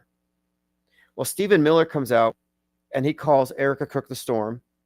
And then he talks about how the result of the assassination is going to bring about fire, that they are dragons, that a dragon has been awakened. So this is the guy who brought the storm and the dragon. Well, now look at this. There is a fire that appears to have been caused by an explosion. Investigation underway into the cause of fire of a South Carolina circuit court judge. So this judge's house explodes. Stephen Miller is blamed for it. Says here, Stephen Miller's comment about judges coincides with the fire. So here you have Stephen Miller calling for a purge of judges. Previous to that, he talked about how they had awakened a dragon, and now he's been blamed for a judge's house incinerating. Now, this is something that came across my Twitter feed. Apparently, this individual here is I gotta get his name. He was present at the Charlie Kirk event, but his name is Mike McCash, Mekash. Mike McCash is a 6 times Emmy-winning makeup artist. This is a squib tech, a high-level squib tech, an award-winning makeup artist. And he's wearing a 47 hat, and he's right there when the squib goes off. What do you make of that? Mike McCash.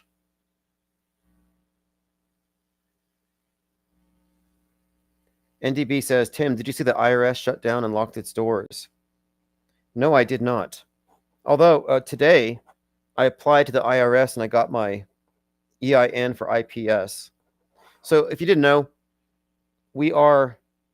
I'm in the process of, I'm going to have a IPS. This is going to be a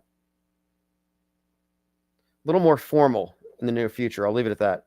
We have to have a better platform, a more credible platform to endure the upcoming case against YouTube and against this particular stalker.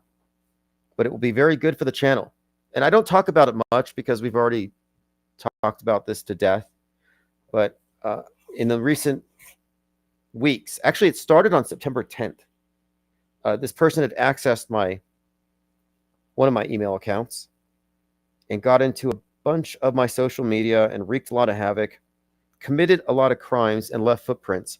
Well, I had all those accounts returned to me, so I've kind of reinitiated my legal against this person. I mean, it's nothing new here. Interesting that it started on September 10th. And if you don't know who this person is, he's an operative. He's a huge QAnon pusher. The whole story of JFK Jr. coming back to life started with this particular person. So he's not a nobody in the big scheme of things in terms of Trutherville and our place in it. And we weren't supposed to know who he was. You know, we doxed him. But basically, this person seems to have been assigned to messing with me in particular since at least 2017. And if that's not an indicator that he's paid or set up to this, I don't know what is. I mean, I don't have anybody in my life that's been around as long as this person, as consistently. This person has been a part of my life for 7 years, consistently attempting, mostly spying, hacking, and then attempts at smear campaigns, usually through directly contacting people that I know. I mean, it's been a mess. But in the last week, he accessed a number of accounts that not only did I get them back, but the various legal support teams have actually given to me the information I need for the FBI reports. But anyway, if you missed out on any of that, basically the lawsuit is something that I've attempted before, but I had trouble locating and getting him served. But what's different this time is the fact that he's in possession of one of my emails and that I have multiple witnesses to it. This make it very easy to have him served electronically and irrefutably. There's no way he can actually dodge the electronic service papers. So I look forward to it. I'm not stressed about it. In fact, to me, it's all a big win this channel, because should it work out according to how I think it should work out, however it happens, the civil or the criminal first, there's a big story packed up in. This story is that there is this individual who works in the White House press corps, who's a major propagandist for the Q movement, who is also close personal friends with a number of people who will have a lot to answer for when this comes out. For example, Joe Rogan. For example, Alex Jones, and others I could name. But the fact that these individuals all know each other raises some questions. Like, how did this Q movement get so far when Alex Jones could have pulled up on it before 2020? How did we get to the point where there were people waiting at Dealey Plaza for a 107-year-old JFK to show up and lead the war against the deep state? I mean, how did this cult get so big when it could have been shut down by Joe Rogan or Alex Jones just by saying, yeah, this is an op? Of course, they're never going to admit that. But what I have with this particular individual is evidence of what I just said, that these guys were in the know. Critterfest says, Tim, did you see Stephen Miller freeze today? He pulled a Mitch McConnell. No, he's probably animatronic. They all could be. They could all be, what is it? What's the robot that Musk has? Optimus or there's some kind of like cyborgs. They had these robot cyborg things like serving drinks and talking to people at some event. Turns out that they were all being remotely operated. I mean, everything is so fake. I mean, obviously it's not all fake, but like how many people were falling for those videos back when Boston Dynamics would release videos of robots running down the street, and then truthers would be tweeting it and retweeting it and be like, oh, Terminator 2's here. Going into a panic, run for the hills, the robots are coming. It's like, that's just an AI video. Or that's not an AI, it's just a CGI. It's a hypothetical, but they're nowhere near that advanced. But people don't know. If we didn't have social media to criticize the content that's pumped out there, people would believe anything. There's no limit to what people will be made to believe. There's no governor. There's no mental immune system. This is why we use the phrase mates. People have mates. They will believe anything. And this is why they need to clamp down on the media ecosystem itself and prevent those of us with the off-world stage perspective from getting in. Because they don't want their highly susceptible, passive, captive audience to be influenced by people that they don't control. So we're not controlled opposition. I'm not controlled opposition because I'm not spouting any of the alternative media talking points. What you might call us is uncontrolled opposition. To the extent that we're even opposition. I mean, I'm not even like I'm not any more opposed to the mainstream than I am the alternative. Like they're both my enemy at this point. And by enemy, I just ideologically speaking, like there are opponents. Mainstream and alternative are both controlled opposition to the off-world stage, if you look at that perspective. And that's how you should look at it.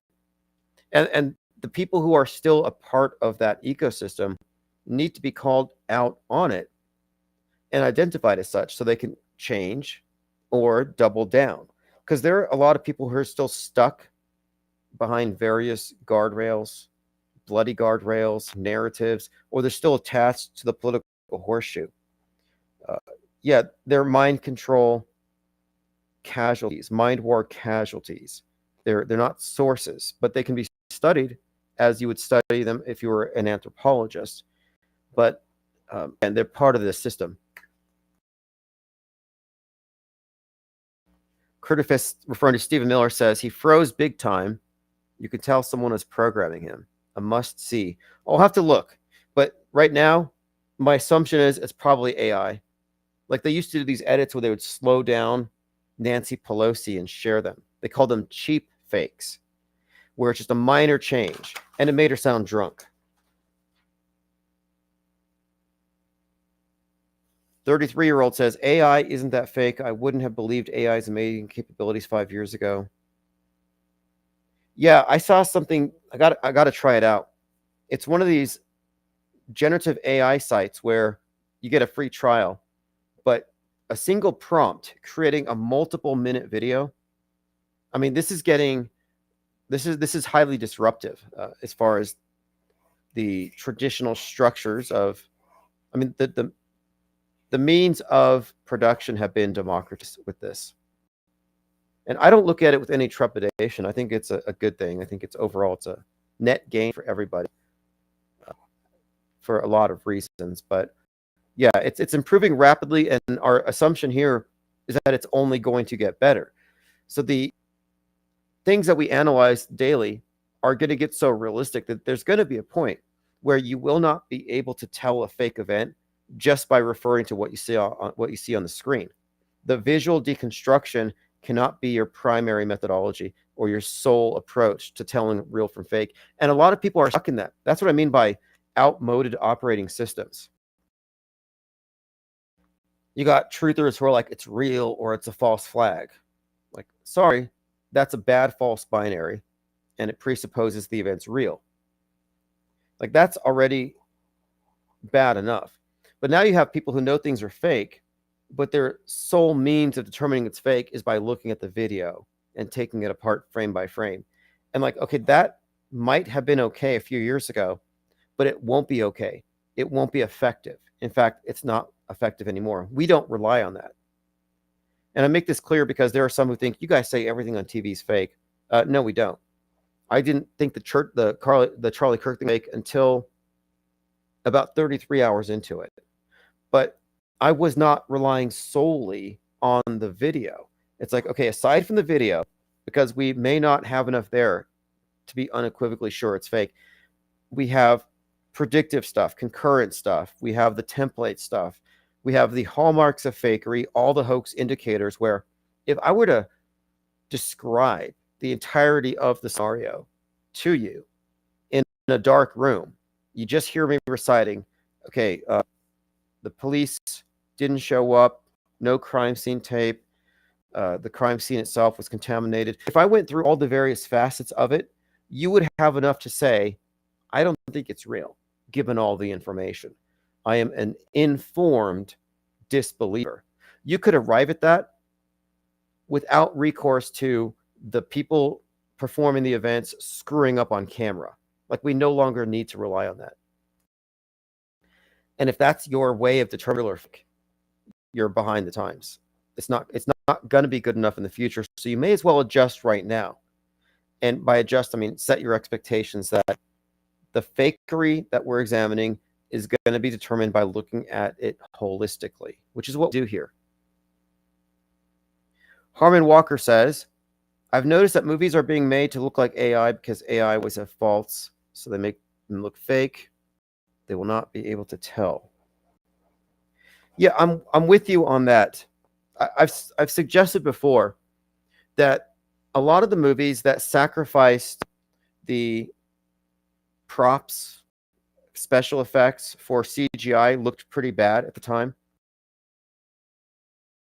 Because I was a film studies major, and I was very disappointed in CGI artifacts because it just looked cheap at the time. But it's improved. So whoever invested in that knew it was only going to improve, and it was going to outpace traditional special effects as it has. So that's a huge shift. But I think what happened simultaneously is the effects were so fake, but they normalized it. So it didn't have that visceral sense of being fake, so it would pass as real. So I think what they've done is they've dumbed us down into what I call visual illiteracy, where we can't tell real from fake. So like there's this power dynamic between a literate, educated elite and the illiterate, ignorant poor. The lack of education, that's a power imbalance. Well, I think that they've replaced that power imbalance that the movable type cured. The movable type was transformative because it allowed for the rapid propagation of written materials for everybody to read outside the control of the centralized authorities. Well, they've replaced that with visual illiteracy. We can't tell real from fake visually. How's that any different of a power disparity? I would say it's the main one. And this has been conditioned. They've conditioned us, shitty special effects for years, to blur the distinction between real and fake. So when they're fake stuff, we don't really notice. They've degraded the viewing audiences, so we wouldn't know that being served slop. Lean Dion says, third eye auto hoaxing. Yes. Yeah, I've been banding around this concept of the blindfolded skeptic. That skepticism is really it's the logical deconstruction. It's largely mental, intellectual, more than based solely on the visual. So, for example, you go to a magic show and the magician does a bunch of tricks, Well, you're not going to be able to tell from where you are in your seat how they faked it. But you go in there knowing it's fake. So your eyes can be tricked. So if you're going to understand how that trick worked, how they pulled it off, how they fooled you, you're not going to only be able to rely on what you saw from your perspective in the seat. So it's all about the POV, the point of view. Your point of view in the audience cannot deconstruct that. Your point of view as an audience member in the future will not be able to deconstruct a fake event solely on what they show you, because they're getting better.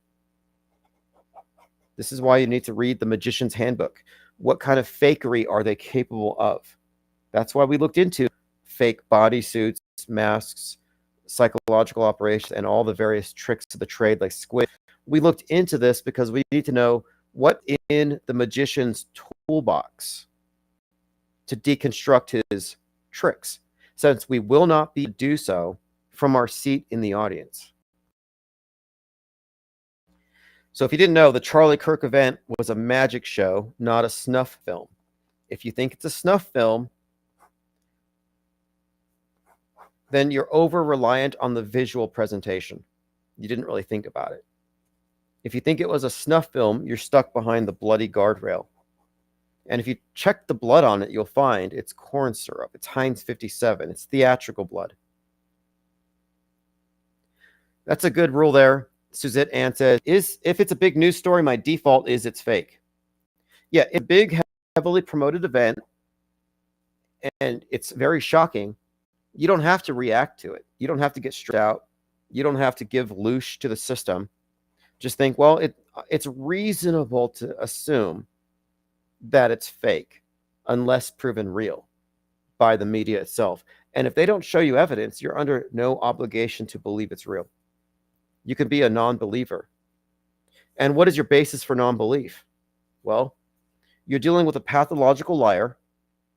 Everything that it promotes is resting upon an edifice of well-exposed lies and bent history. It's happening on the world stage. So the fact that it's happening ubiquitously, like you said, if it's a big news story, if everybody in the Truman Show hears it, it's fake. If it's real, it's not going to be blasted everywhere. Why? Because it's a monopoly. They're not going to give the spotlight up to anybody. There's nothing I can do that is going to get promoted by every media channel out there. I'm not going to be given that kind of airtime. They're not going to let me take up that space. That space it's like Super Bowl advertising. You think they're just going to let anybody have that moment where everyone's attention is focused on these particular commercials? No, that's good real estate. And so if it's being promoted everywhere, it's because it's being paid. It's being forced out there. There's no incentive to promote something that doesn't advance an agenda, not at that level. Diana Southard says, Rock is a rubber suit. Ribo Nation says, he might be AI and smashing machines, sometimes unrecognizable. That's entirely possible. In fact, it's highly likely. Like, there's no reason to assume that we're privy to the most advanced versions of the tech that we see, but that's going to be held in the hands of the worldview monopolizers themselves. The PSYOP entertainment complex is going to have the best tech.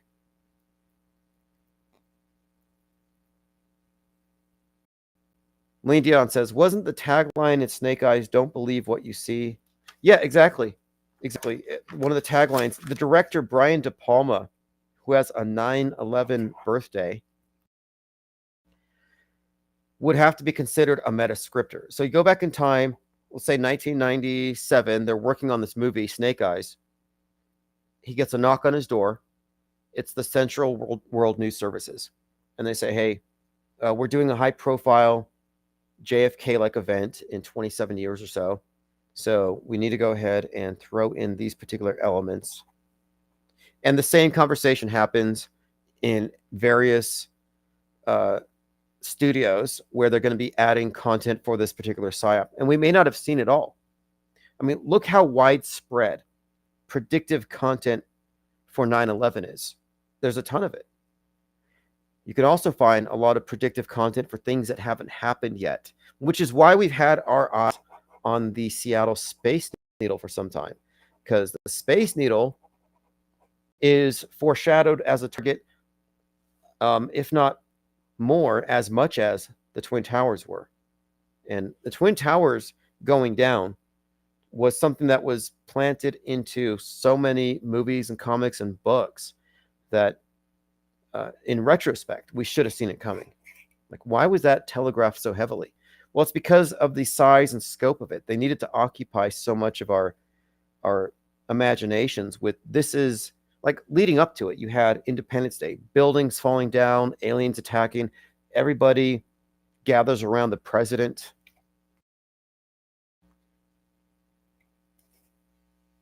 It's like you're being drilled for the thing in advance. How many generations have we been prepared for the alien invasion scenario? Like, we're talking about long-term planning. History being written decades and decades in advance. If you had to ask me about 9/11, the earliest predictive programming for 9/11, I would say, is probably the fact that the Pentagon broke ground on 9/11 60 years to the day. Back 9/11, 1941. 1968, Stanley Kubrick's film 2001 Space Odyssey, lots of connections to what happened in 2001 with the Twin Towers. And the movie is about space, but I think it's allegory. Like, what does it represent? It's about moving into the space age, man merging with the monolith. The monolith is the movie screen.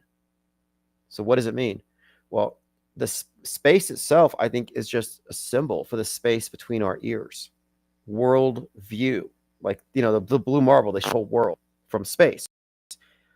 Well, I think that we're looking at world warfare waged through the movie screen, merging fiction with reality as we get pulled through the screen. So to me, a space odyssey is our journey, or their journey, into our inner space. It's the merging of the two. If you are a world stager and you believe the stuff is real, you are not just looking at your smartphone screen. You're actually on the other side of the screen, for all intents and purposes, that your worldview is that informed by propaganda. G says, would you consider Philip K. Dick a metascriptor? Yes. Well, okay, he's an interesting one. So there's a few different authors and writers like Arthur C. Clarke and others. Clearly, their work is part of this bigger script. Philip K. Dick almost seems like unwittingly, because, yeah, a lot of his science fiction has come into, like, I guess you'd have Blade Runner is based on one of his. It's one of his more famous ones. Do androids drink electric sheep or something? Many, what is it? The one of Tom Cruise and the precogs, Minority Report. And then I guess Terminator 2, Skynet. Philip K. Dick is very well represented in the body of popular science fiction. But he's someone who also claims that he was getting messages from Sirius, the drug star. So that's kind of strange. And then he claims that the CIA or the FBI were breaking into his house and stealing his manuscripts. So I kind of find that believable, to be honest. So would he be a metascriptor? I don't know if he was co-opted, if his content was taken, or if he was consciously part of it. Like, for example, Stephen King is an author that I would consider to have been part of it. He wrote The Shining. His sequel to The Shining, now this is where it gets interesting, because Stanley Kubrick's The Shining has 9/11 stuff in it. People talk about Apollo 11 being encoded into the show all the time, but the 9/11 stuff is far more compelling and interesting. But the sequel to The Shining, written by Stephen King, features a psychic child or toddler who predicts 9/11.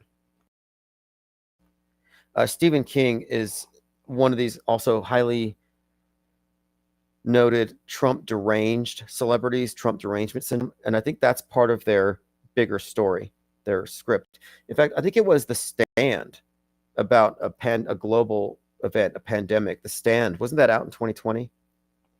Like, the book came out in 78, but I think they had the series come out like a new series. I got to look into it, but the difference being, I don't think that Philip K. Dick necessarily would have been part of it. Same with H.P. Lovecraft. His work is hugely influential, but there's no indication he was actually part of any system. Ribonace's childhood's end predicts relationship with overlord aliens. Right, and okay, so Arthur C. Clarke's 2001 Space Odyssey, it comes from him. And in the original book, not in the movie they go to Jupiter, but in the book, they're going to Saturn. So if you connect going to Saturn and the monolith, the black screen, you can see some of the symbolic significance here. Because what does the black screen, the monolith, the black cube ultimately represent? These are symbols of the material world, but also time, space as something of a prison for the soul. And if you look at the black screen, the black monolith in the same context, we're looking at the entrainment of minds with the false paradigm. So the idea of a soul descending and falling into matter and then having this amnesic barrier so it doesn't recognize where it came from, but it confuses itself with the illusion of the material realm. Similarly, our minds collectively and individually are processed into a simulation, a false realm, where history is a lie, where the daily news is built upon those lies and also contains many lies. And our entire worldview is therefore highly curated and in many ways wrong, bent. History bent refers to how we live in a paradigm that doesn't always comport with the real thing. It looks the same, except they add on to it and the built-in presumptions of the people inside of it as far as what they believe is real. Like, for example, I believe in space junk. There's a lot of things I don't believe in, but that's one thing that I'm not worried that some piece of a CubeSat's going to fall through my roof and crush my skull. But some people do have that fear, or for them, it's a remote possibility. For me, it's not. I don't believe in aliens. It's not a remote possibility they might invade or aliens might come down. But some people live with that. So when you have these things that don't exist, that do inform your worldview, they're analogous to superstitions. We live in a very superstitious world, but the superstitions take on forms that don't appear as superstitions, like Reddit radicalized Antifa shooters going after Christians, or bowl cut neo-Nazi shooters shooting up schools. These things are like vampires and werewolves. They're constructs, like the monsters in the movie The Village that keep everybody from leaving the village. No, there weren't any monsters. It was their parents dressing up like monsters to keep everybody scared and in the village. We live in a, quote, global village. It's a global Truman Show. And it literally is a Truman Show. And the Truman Show itself wasn't like a physical structure, a barrier that would keep the guy from leaving, but it was in fact a world of lies. And he was imprisoned by his faith and belief in those lies. And as soon as he stopped believing the lies, he was able to step outside of their system.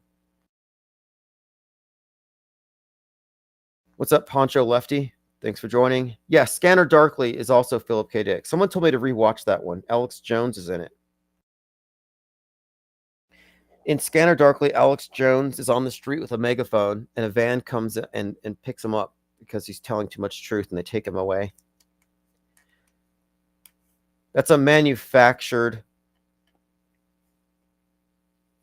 character, this idea that the conspiracy theorist is a threat to the system. No, your conspiracy theory content is actually part of the infrastructure of the worldview that they've given us. That's why they're so popular. That's why they're promoted. And that's why they're so predictable. It's like an industry. That's why the CK thing had to happen. Charlie Kirk thing is about, of course, Christian nationalism, this turning point. There's a number of agendas attached to it. But it's also about reinvigorating a new generation of conspiracy theorists. They need there to be this entire demographic of wandering minds who are caught up in the alternative. And they're given enough red herrings, truth, they're given enough actual validation that they can believe is true for life. And as long as they believe in what term the MSM plus, as long as they believe in this alternative version of the mainstream, they're still contained in the Truman Show. There are no rabbit trails that will take you off world stage. I mean, it's so predictable, but that's why we're talking about it. We're describing the infrastructure of this false worldview and the alternative that's meant to keep people stuck, which it has successfully for a long time. So the people who are calling this Charlie Kirk thing out as completely fabricated, only the ones who are starting out with "he's still alive," these are the only ones who are outside of their controlled opposition. And now it's very clear. It's very clear who is off world stage and who is still stuck in Trutherville. It's very obvious now. And one of the reasons why I'm doing this show with Fakeologist every week is I think we need to really expand on this. There needs to be a self-aware demographic of media critics, media consumers, media critics who are outside of the controlled opposition and recognize it as such. And that means breaking away with a lot of these. As far as, I'm not saying canceling, I'm not saying turning them off, but I mean breaking away from treating them as sources, but recognizing them as propaganda conduits.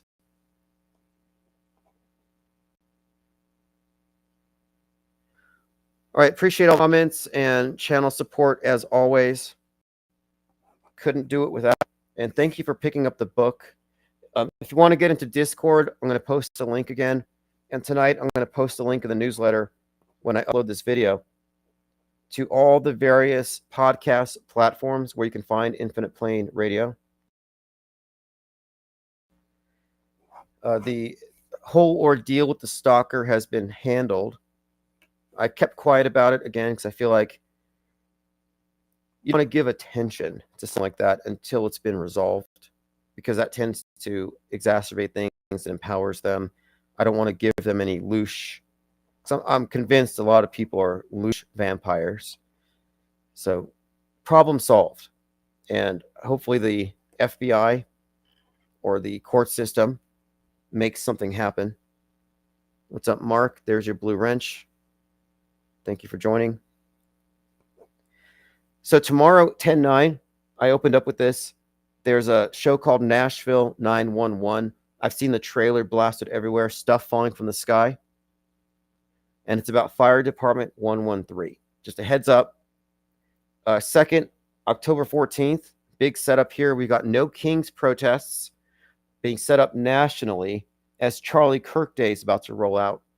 And the Antifa side is going to want to counter that with their George Floyd thing. And I called out the George Floyd, Charlie Kirk parallel martyrs on 9/11, maybe even on 9/10. And a number of people asked me to clarify this, and I have a few times, why I'm describing these as martyrs for each side. But about 3 days ago, The Atlantic did a story, and they said, MAGA has found its George Floyd martyr.